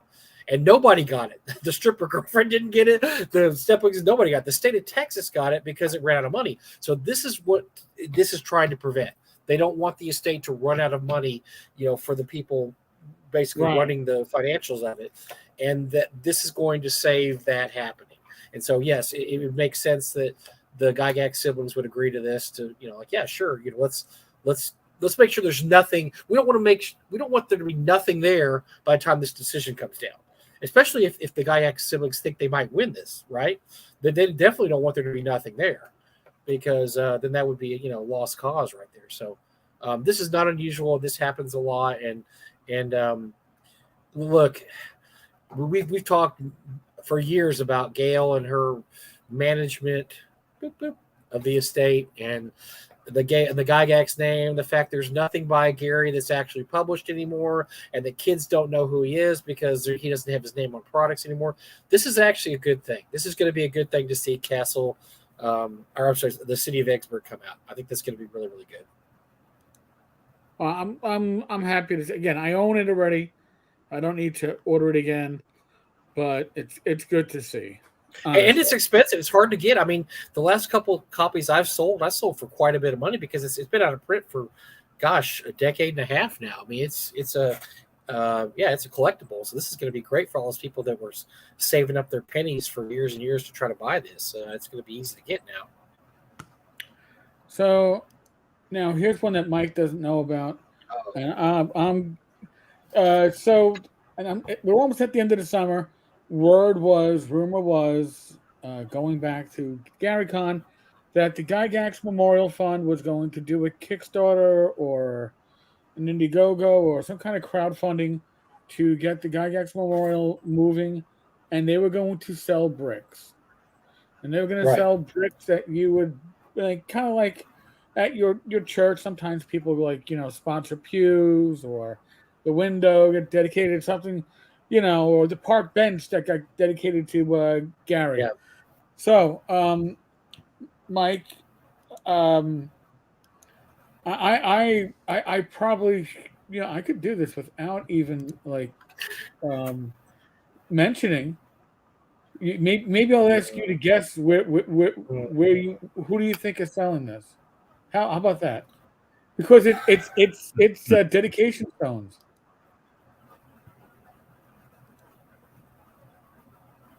So 100, what, $100 a stone? And, Seriously? and if you want to dedicate it to Gary, it's 300. Ernest Gary Gygax, by the way, is how that his stone shows. Isn't Mike Carr still alive? Yes. Okay, He's just the author checking. of the greatest module of all time, S1 or B1 search the unknown. Um, so this is something that Gail talked about years ago. You got in trouble about. You got in trouble, if I remember Right. correctly, This Eric. is this isn't this isn't Gail. This isn't the Right. Memorial Fund. This is that was the Memorial Fund when they talked This about isn't. these Yeah. stones. This is the different. This is different stones. Yes. And okay, I don't know. What do you want me to say here, Eric? This is just. Well, first off, when did dedication become dead? DED as in I don't DED. know. And that's a bad photograph of a sample Yes. stone. You can choose an ex TSR employee or associate to dedicate a stone to. Please include this when purchasing. TSR associate's name, tagline, and your name or the person. I guess it's a way to make money. I don't know that it's the best way to make money. It seems that it's very money grabby. Yes. It's not. Look, I wouldn't have done it. I don't know, but But maybe who do they you know think? more than we do. The Who guys do who you are the think? dead Who do you people think? doing Who do this. you think is doing it? Oh, who do I think is doing this? Yes.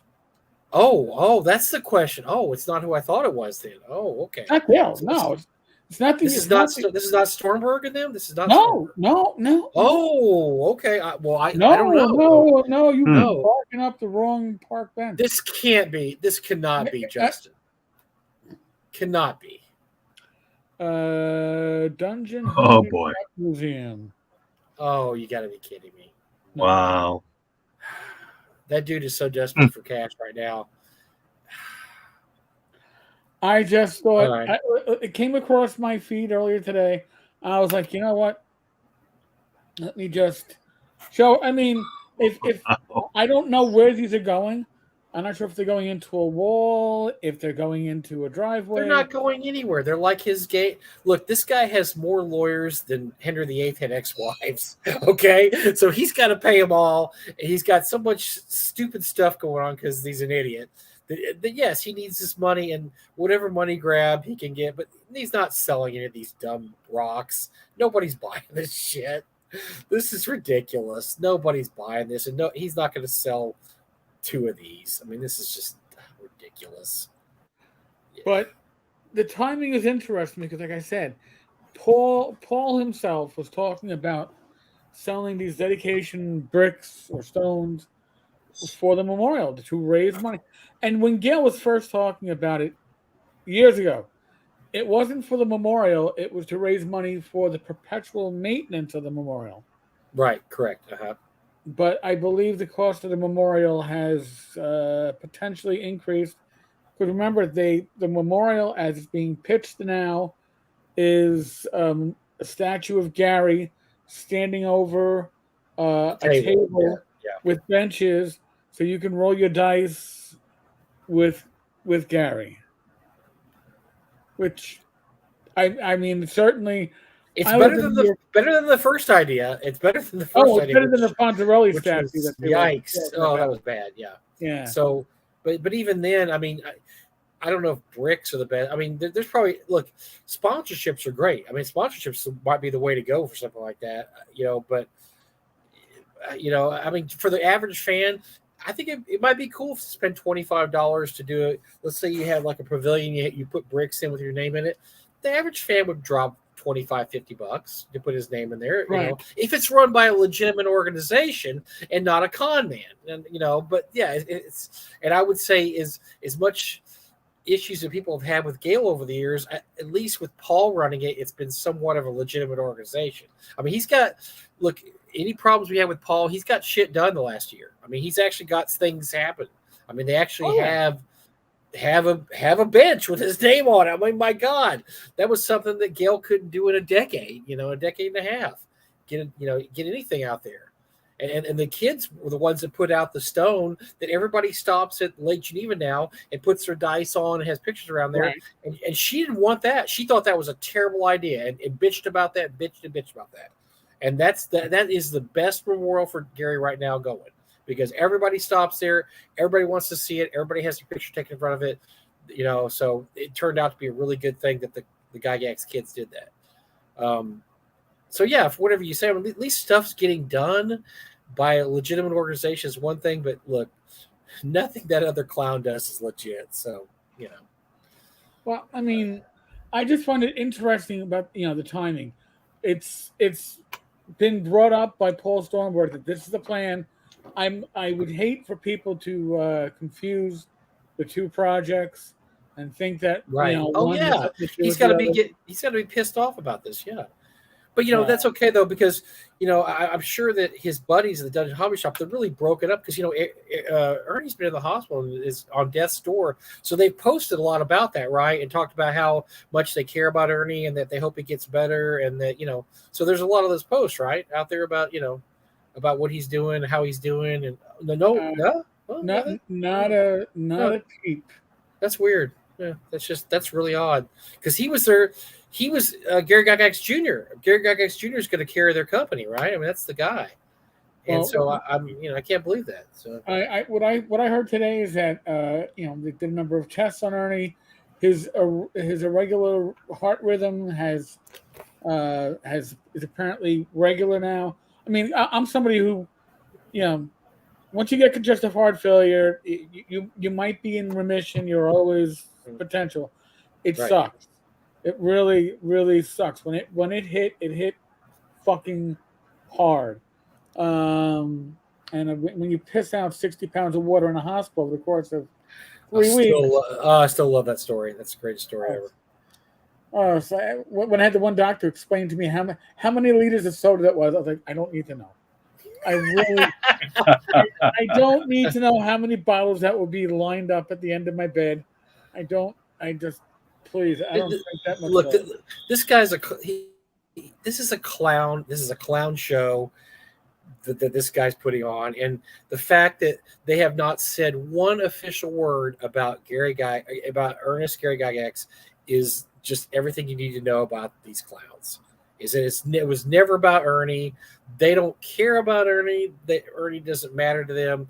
At this point, somebody's got to pay all these lawyers because he has. He's got more lawyers than the Brady Bunch had kids. Okay, so he's got to pay them all off. And so whatever desperate stupid idea comes down the pike, that sounds great. I'm surprised there's not T-shirts at this point. Maybe there is, and we just missed them. I don't know. Maybe there are. I don't know. Maybe I don't know. Maybe, but and just the whole looking at that thing you showed me that looks so unprofessional and so just slapped together too. Just like somebody slapped it together and just I would personally, if you showed a sample stone with an actual engraving on it, you had an idea of what it was going to look like. Because but Eric, you'd only do that if you're actually going to make the stones. You're assuming these stones will actually get made. I would make the assumption that the stones would actually. I don't think they will. I don't think they would. I don't think there's any chance they are. look. There's somebody that might be bankrupt pretty quick, and they at that point they wouldn't have to do anything. They don't have to put out stones or anything if they declare bankruptcy. I'm not saying who, but somebody might be bankrupt by then, and so like, oh, sorry, the stone money's gone, man. One of my creditors is the stone making company. Oh, God. So, Mike, what else is going on in the news?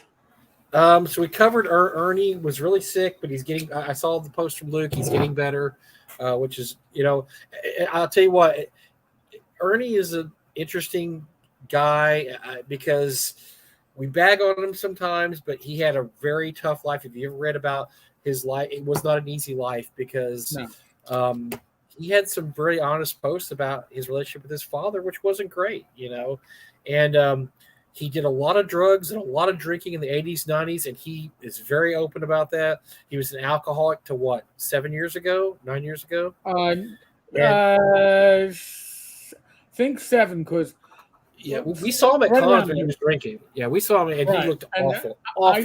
When I was at, I think my first or second Gary Con, not even my first, Ernie pulled me aside to talk to me about the money still being in the business account for the Kickstarter project that was gone to hell, the Memorial Tomb, and also to thank me and my wife, Rach, because when he was going through withdrawals, the medication that was being prescribed to him wasn't covered by his insurance, was cost prohibitive, and Rach at the time was the director of a drug and alcohol treatment program. So she made alternative suggestions that would do the same. She's not a medical doctor, but she knows what gets prescribed, and gave the options to Ernie to present to his doctors, who were able to find a combination that worked, that was covered by his insurance. And believe me, having gone through health issues. Oh yeah. One of the bad issues though of this is that kind of stuff does permanent damage to your body, and a lot of what's going on with Ernie right now is a result of just really having a bad, keeping up very badly with his body for those years. And I don't think any of us wish bad harm on Ernie. Now Ernie's his own worst enemy in a lot of ways, because he's made some really ill-advised podcast stuff, which you should have never said the things he did, those things, and he just and very, very ill-advised that he would ever come on there and say things.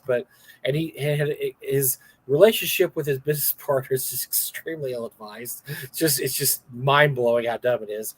But I don't think anybody wants to see him dead. So it's good that he's getting the treatment he needs and getting taken care of there. And there's still a chance.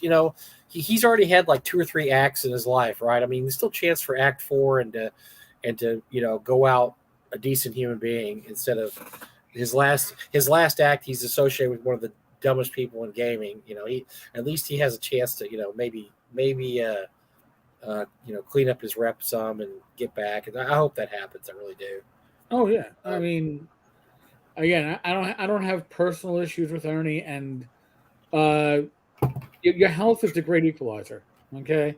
And especially once if you've ever had bad health and looked at the precipice and looked over the edge and said, "Oh, this trip of mine may be coming to an end at some point," you realize how valuable your health is and how valuable everybody else's health is. Does anybody remember Billy Carter? Because Ernie reminded me so much of Billy Carter. Billy Beer, come on. Because Billy Carter was Jimmy's older brother. I remember the older brother, and he was a redneck. He was just a redneck goofball, George, a good old boy. And when Jimmy became president, poor Billy just made every faux pas that you could ever make, and just got hooked up with the most ridiculous people. Like I said, Billy, he had a beer for a while called Billy Beer that was, just would say things that were really, skeevy, some kind of racial stuff, because he's just an Alabama or Georgia good old boy.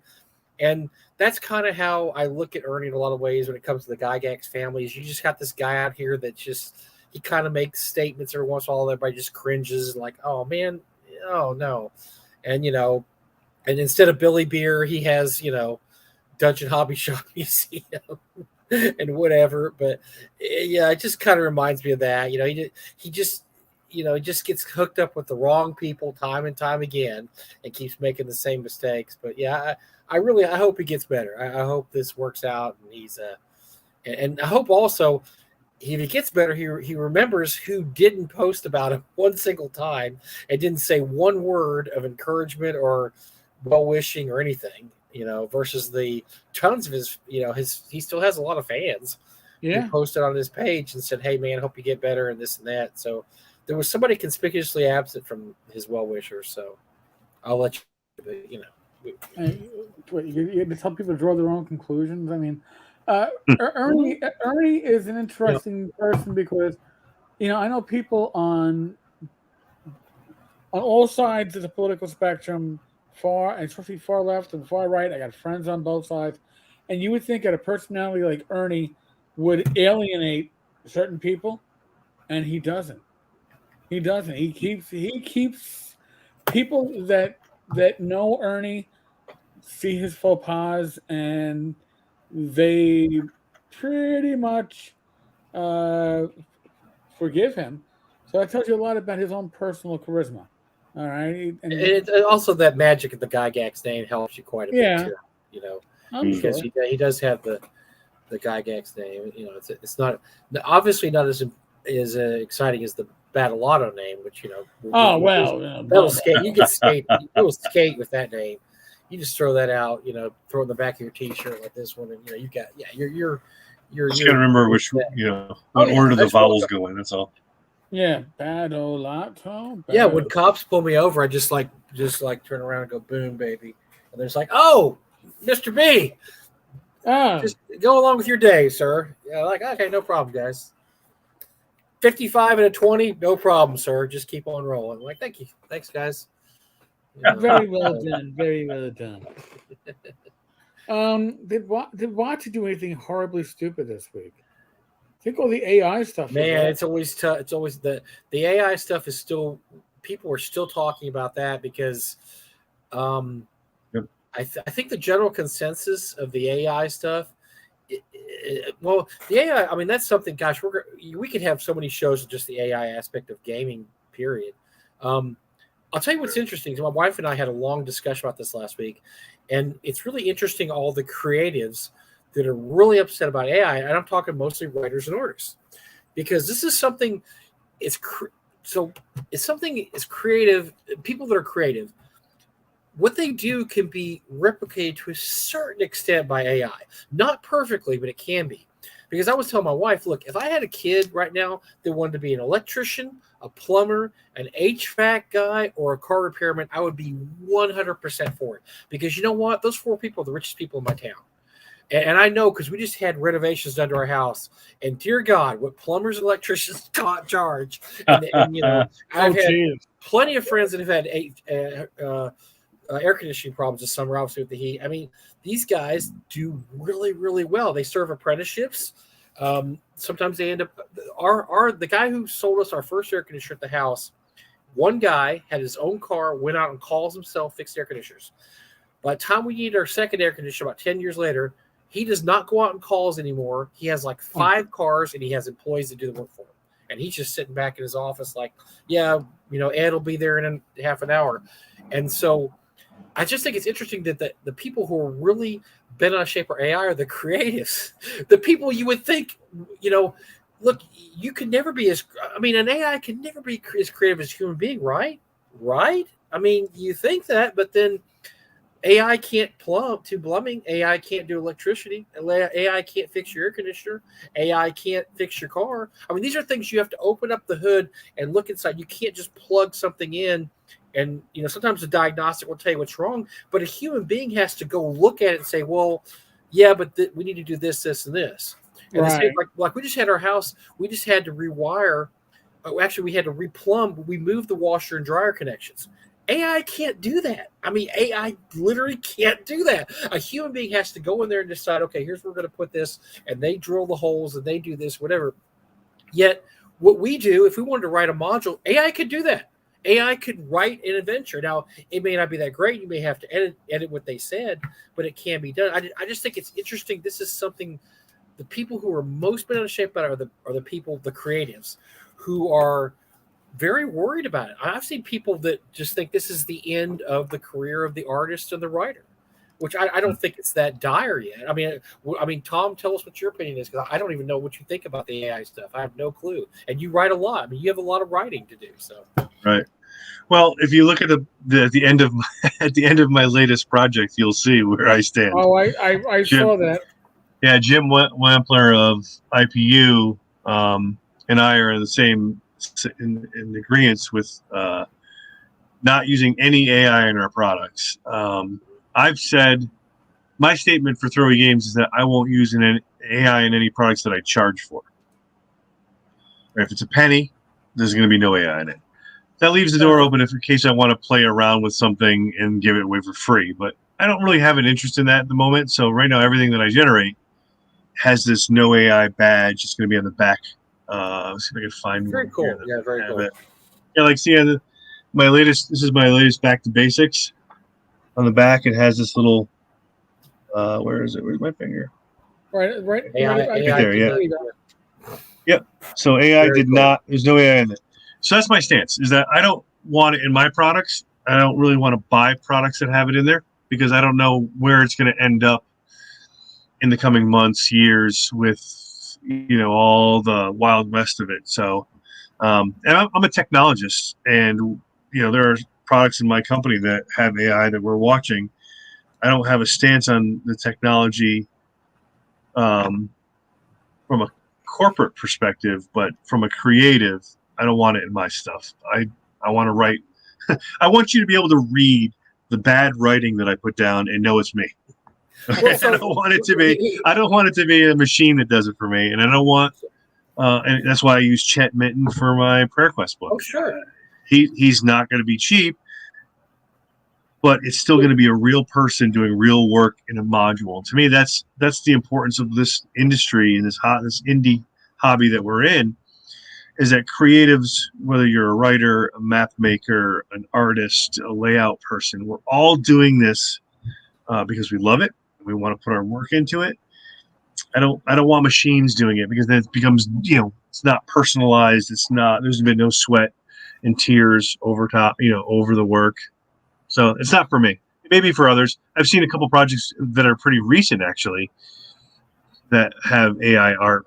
Even in the banner and the cover, it's AI, and I go, I'm not buying it. I won't. So let's say something is, instead of AI, it's AI inspired. And that's, I think, the tricky wicket you're going to get here, because there's a lot of companies out there saying, well, we won't even do AI inspired stuff. And I'm like, how can you know? Because I can sit there and enter words into Midjourney and come up with an AI adventure that I like. You know what? I like this part, but I don't like that. I'm going to rewrite this. How on earth could they know that it's been AI inspired if it's a writer? I think that's really going the one step too far when you say, well, we won't even allow any AI inspired stuff.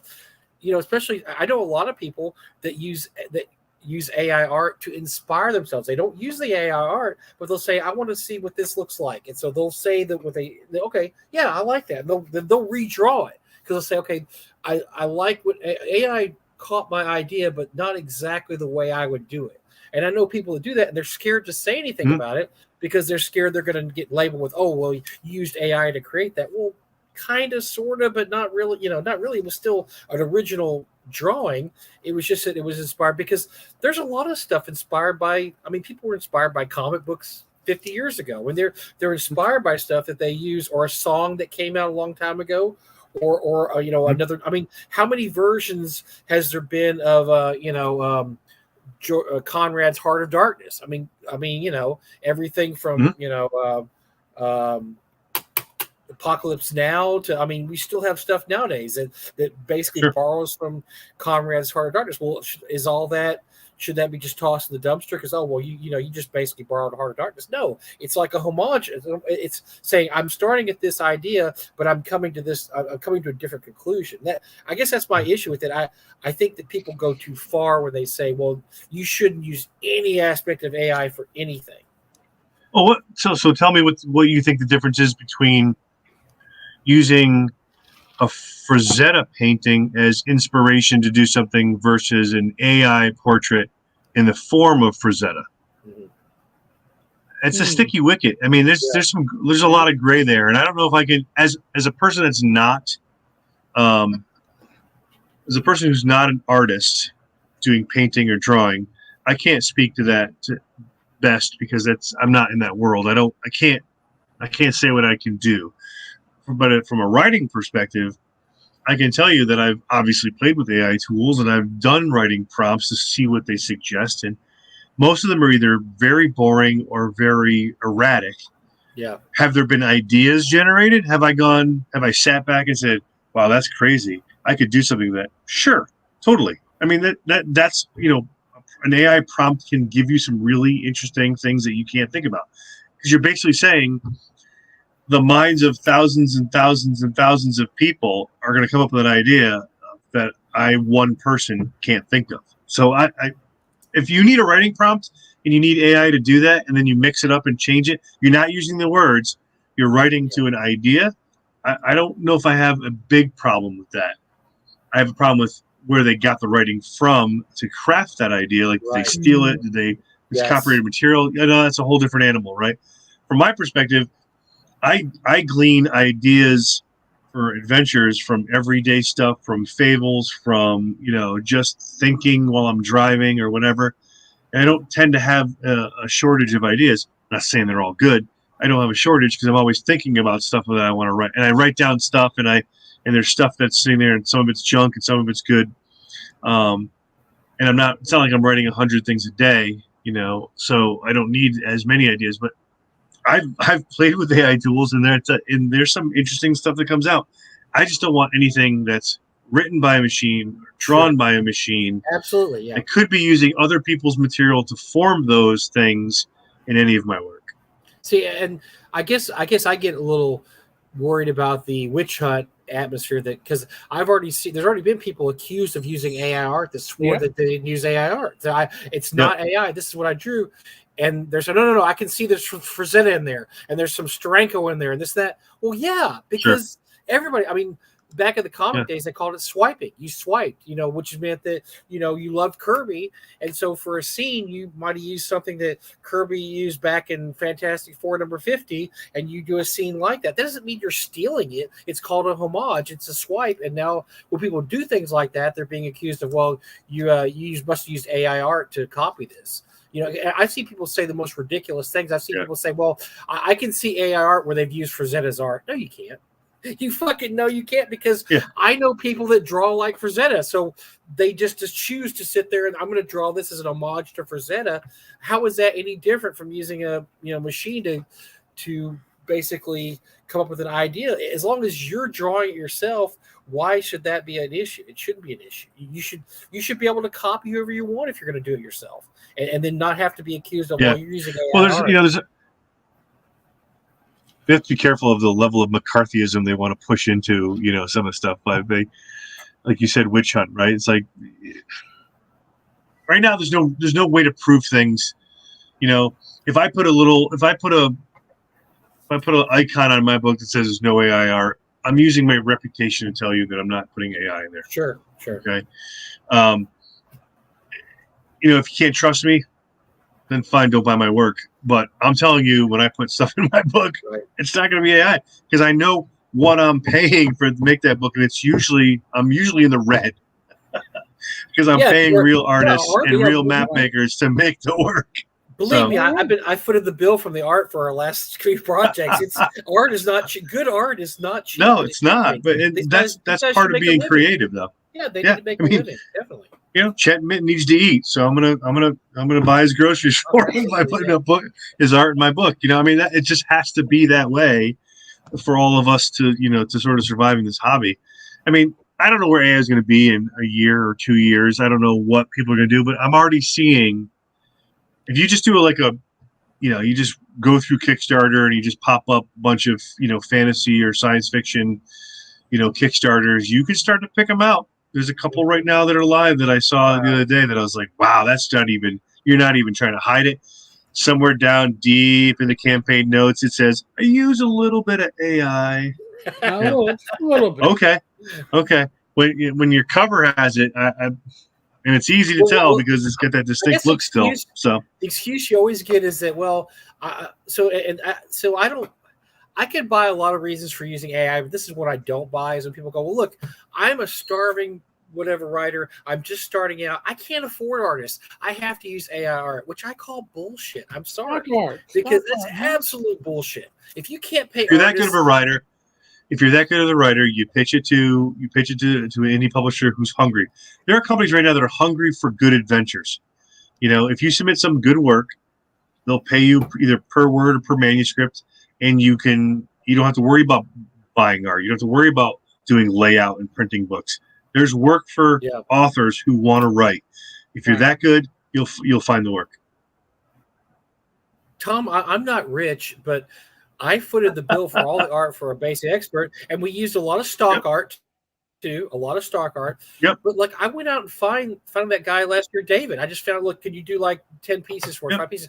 You just go out and find the people. It's affordable. I don't buy the excuse that, I can't afford, I can't afford to hire artists. So that's why I use AI art in my project. That's bullshit. That is absolute lazy ass bullshit.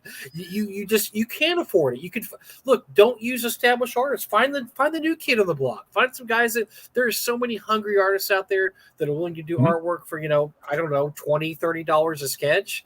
Just find those guys and give them a job and give them work. The moment you're trying to prioritize the profit of a book, I mean, look, if it's your full-time job, you're making big boy decisions. Do what you got to do, right? But if you're an indie publisher and you got a full-time job and you're trying to maximize the profit on a project by stiffing some artists by not paying them because you're using AI. Right. I mean, I want everybody in the hobby to succeed. I'm willing to pay the prices I pay Glenn Seal from Monkey Blood and all these other artists. I'm willing to pay those because I know I'm going to get good quality work. They're going to do their best. It's going to be fantastic stuff. And I can share in that profit, right? They get a piece because they did the work for it. Sure. I've been trying to pitch to multiple people, multiple creatives, a joint project where we just take the money and we split it down the middle or split it 3 ways and say, here, we all put work into the book, just split it and we even them out. So the better it does, the more we all get paid. And I haven't got anybody to really bite on that yet, but I think that could be a thing. I mean, so I pay I pay an artist, a couple $100 for a piece or 2 pieces. Okay. Right. But why not get more for those pieces by sharing in the pie? So there's I think it's an option that some people may want to try. I guess, but definitely. But I don't think that by saying, well, I want 95% of the profit, so I'm going to cut out all the artists and map makers, and I'm going to use AI for everything else. Yeah, I don't know. I mean, if we all succeed, then it works. But if I try to be greedy, it doesn't work. Yeah. No, I don't know. Maybe I'm too nice a guy. I don't know. Well, I mean, I guess the opposite of that would be the artist who doesn't want to write and goes, I just use AI prompts to get storylines and throw there. But in that case, it's usually like you said, AI doesn't quite understand how to write yet because I've seen some really just nutty stuff that AI. Like you said, it's just crazy inspired because it's so nuts. But then in the end, it just doesn't make sense. It doesn't hold together because AI doesn't understand what it's doing really. And so I have a problem with that because look, if you want to do a creative endeavor like that, you're going to have to put a little blood, sweat, and tears in it. You may have to spend a little bit of your own cash to make it to make it. But I can see a part in creative world for AI. I could actually absolutely see a place where it can exist side by side with creatives. But there's a happy medium, right? It's not it's not all AI or no AI. It's kind of right in that little, like you said, that gray area. It's a tricky thing, and while we're in the the wild west of it, without a lot of rules or governance or concern for what it's going to do in the future. It's just something to watch that I sort of, stay out of. I mean, like I said, I'm a technologist by day, so I stay away from it because I just don't know where it's heading yet. I like to have a little bit of an idea. It changes so quickly. Yeah. I mean, the whole idea it's getting. I mean, like we it use just changes so quickly.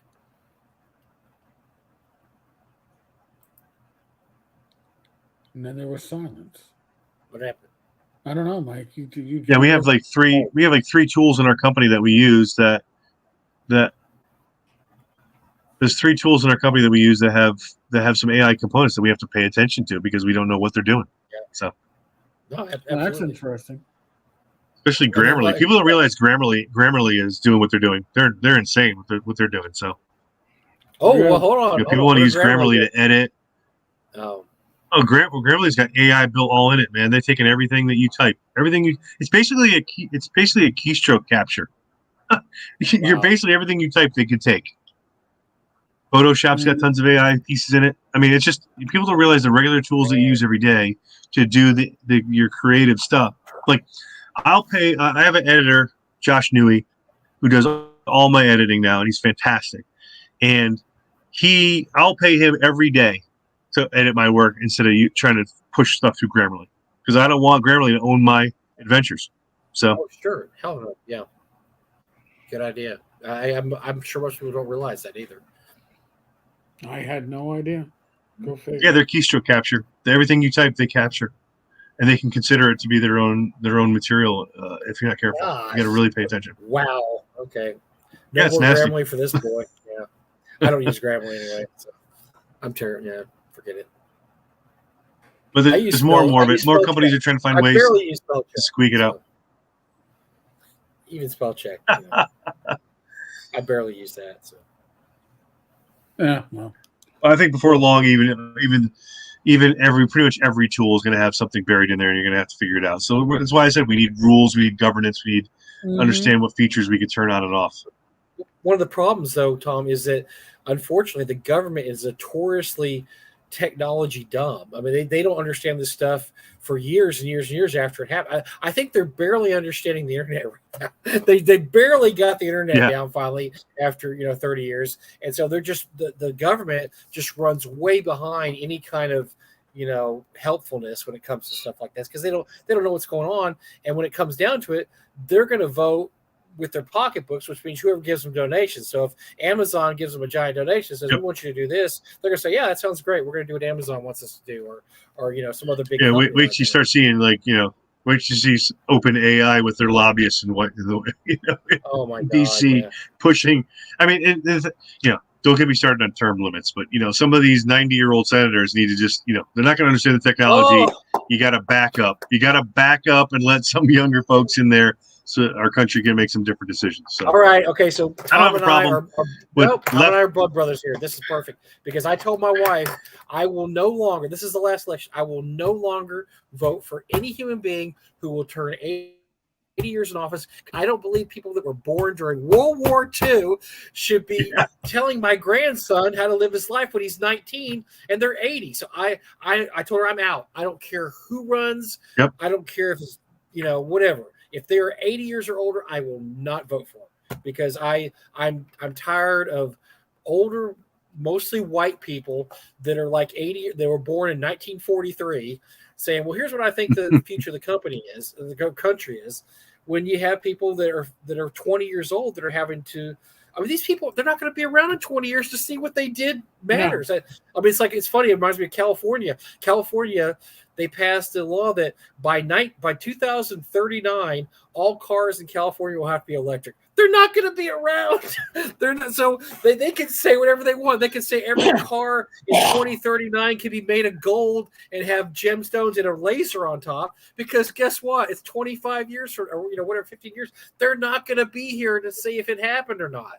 And so that's just ridiculous. Right. I'm with you on that, Tom. Well, absolutely with you. Yeah. So I mean, rules, whatever the rules may be on AI, I mean, they're going to evolve a few times, but right now we don't have the right people to make those decisions, and it's going to continue to be the Wild West until someone understand the proper ways to govern and check.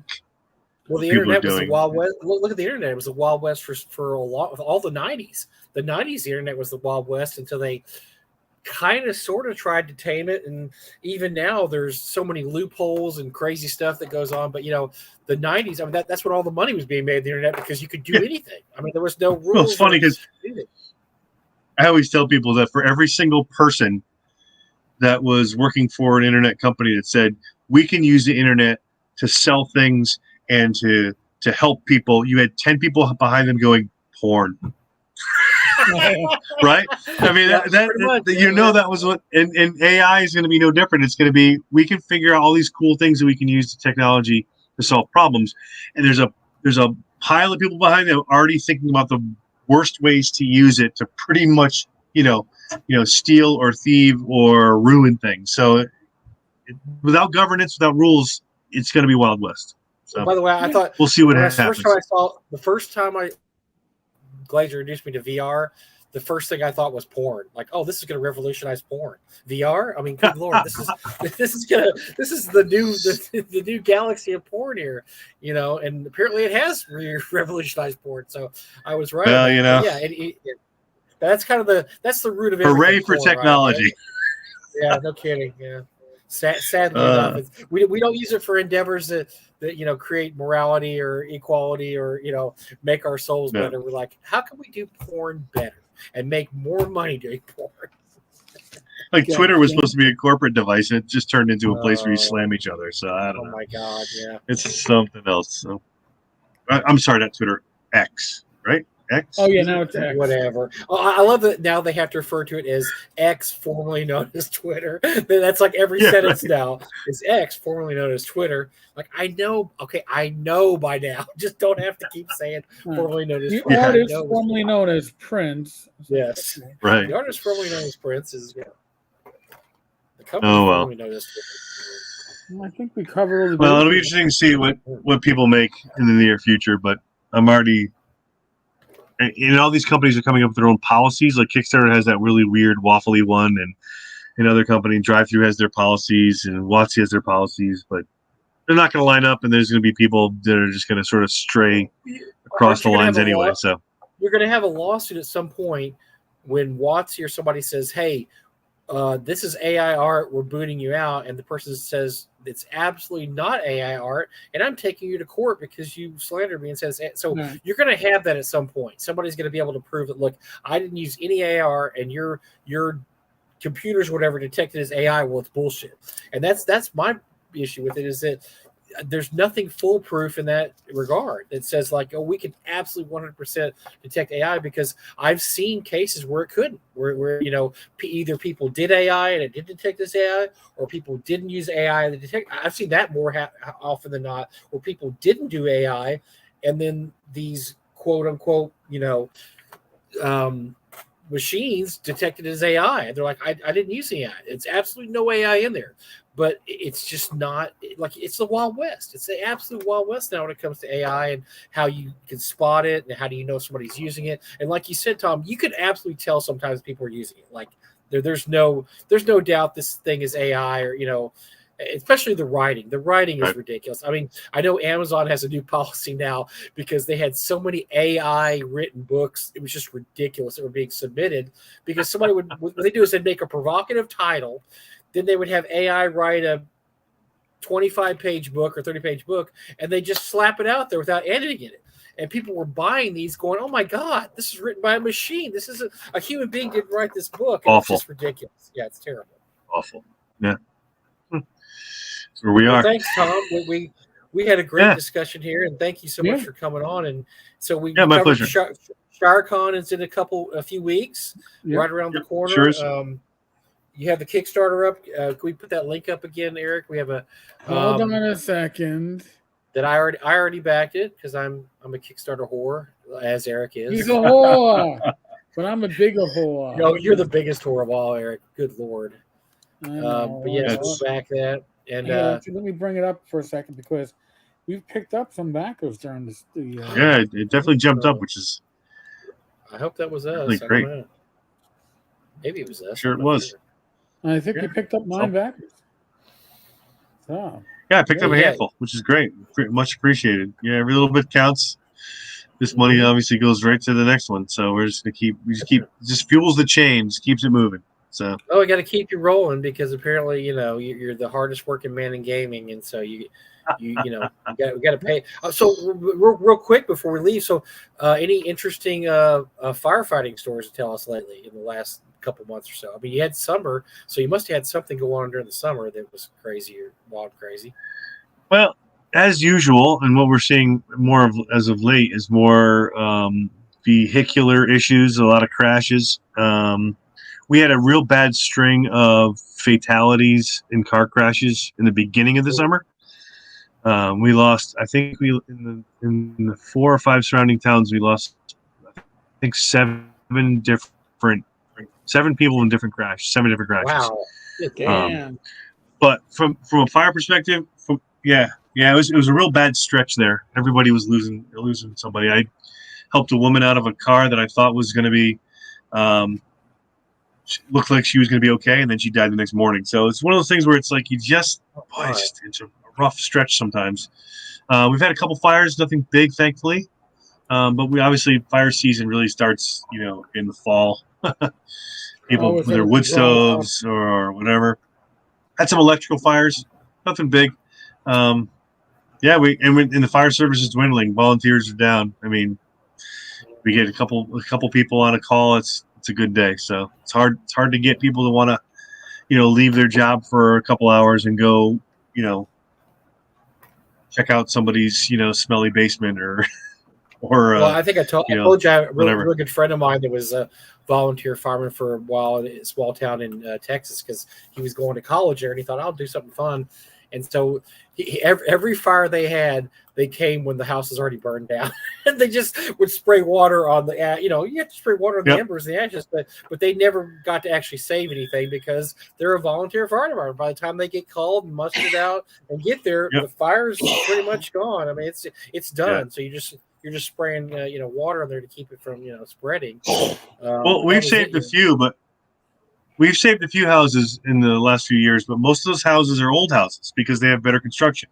The new construction with all that glue, the houses go up so fast and they're done, So that particle board that people put in there, I mean, that goes up in 2 minutes, whereas, an old timbers or beams will take 10, 15 minutes, gives you a chance to get there. We muster pretty quick. I'm within walking distance of the firehouse, so when I drive, I'm there in a minute. And I can get the truck out and ready to go for people to hop on, and we go, and we get good response times. But if it's new construction, all bets are off because that sucker lights up and it doesn't stop. It's gonna go. It's like Christmas tree. Yeah. It's boom. It's gone. It's that particle board with all that glue. That stuff is nasty. It burns instantly. So when you go in there to try to save it, you got only a few minutes before you figure you got to get out because you're going to fall through the floor because the floor is going to give way pretty quick. So it's those new houses. I mean, when I see an old farmhouse, that sucker's going to stand for an hour. Yeah. Not going to be a problem. We're going to save that house. But when I see a brand new build, good luck. Like you said, you're going to be spraying from the outside. How much you can do? Wow. So, but we don't get a lot of fires, which is great. I'm knocking on wood, of course. Mostly, we get a lot of car crashes, unfortunately. And I'm not an EMT or paramedic, so our EMT crew gets the bulk of the problems. They have a lot of calls, a lot of old people falling down, having heart attacks. Just the normal stuff. So, right. Not much there. Well, again, Thom, thank you very much. As always, it's fun. It's my pleasure. I always like being on your show. You guys will see each other at ShireCon in a few weeks. Yes, we shall. Yes. I actually have a bed and breakfast within walking distance. ShireCon in a few weeks, and then I think I'll see Mike at Game Hole. Yeah, be at Game Hole. Definitely come by the Frog booth. Yeah. I'll probably hang out there and say hi, or I'll be wandering around somewhere there. Once again, I don't have any games. I never schedule games. If I run into games, it's just I've got it just happens. Yeah, I'm actually going to be at the IPU booth, but I am running the North Texas exclusive at Game Hole. I'm running Beyond the Lost City. Nice. Oh, I got 4.5 at Game Hole. I may have to walk in and see that. Okay, I may have to walk over there and see what's going on with that. Yeah, nice. I'm running that there. They just approved the game, so I'll be running it there. So good deal. Awesome. Yep. All right, gents, folks. Thank you very much. As always, be safe, be well. God bless. Roll those dice, roll them well. No live stream this Friday. I will not be around. No Friday show. That's sad. I have nothing to do Friday night now. Glenn has threatened to actually do a special live tomorrow. Uh-oh. I might have to call Glenn. Maybe Glenn and I could do a movie review, 2-hour-long movie review. So maybe. It should have been a random party generator, but, you know. All right, folks. Good night. God bless. Later. Thanks, everyone.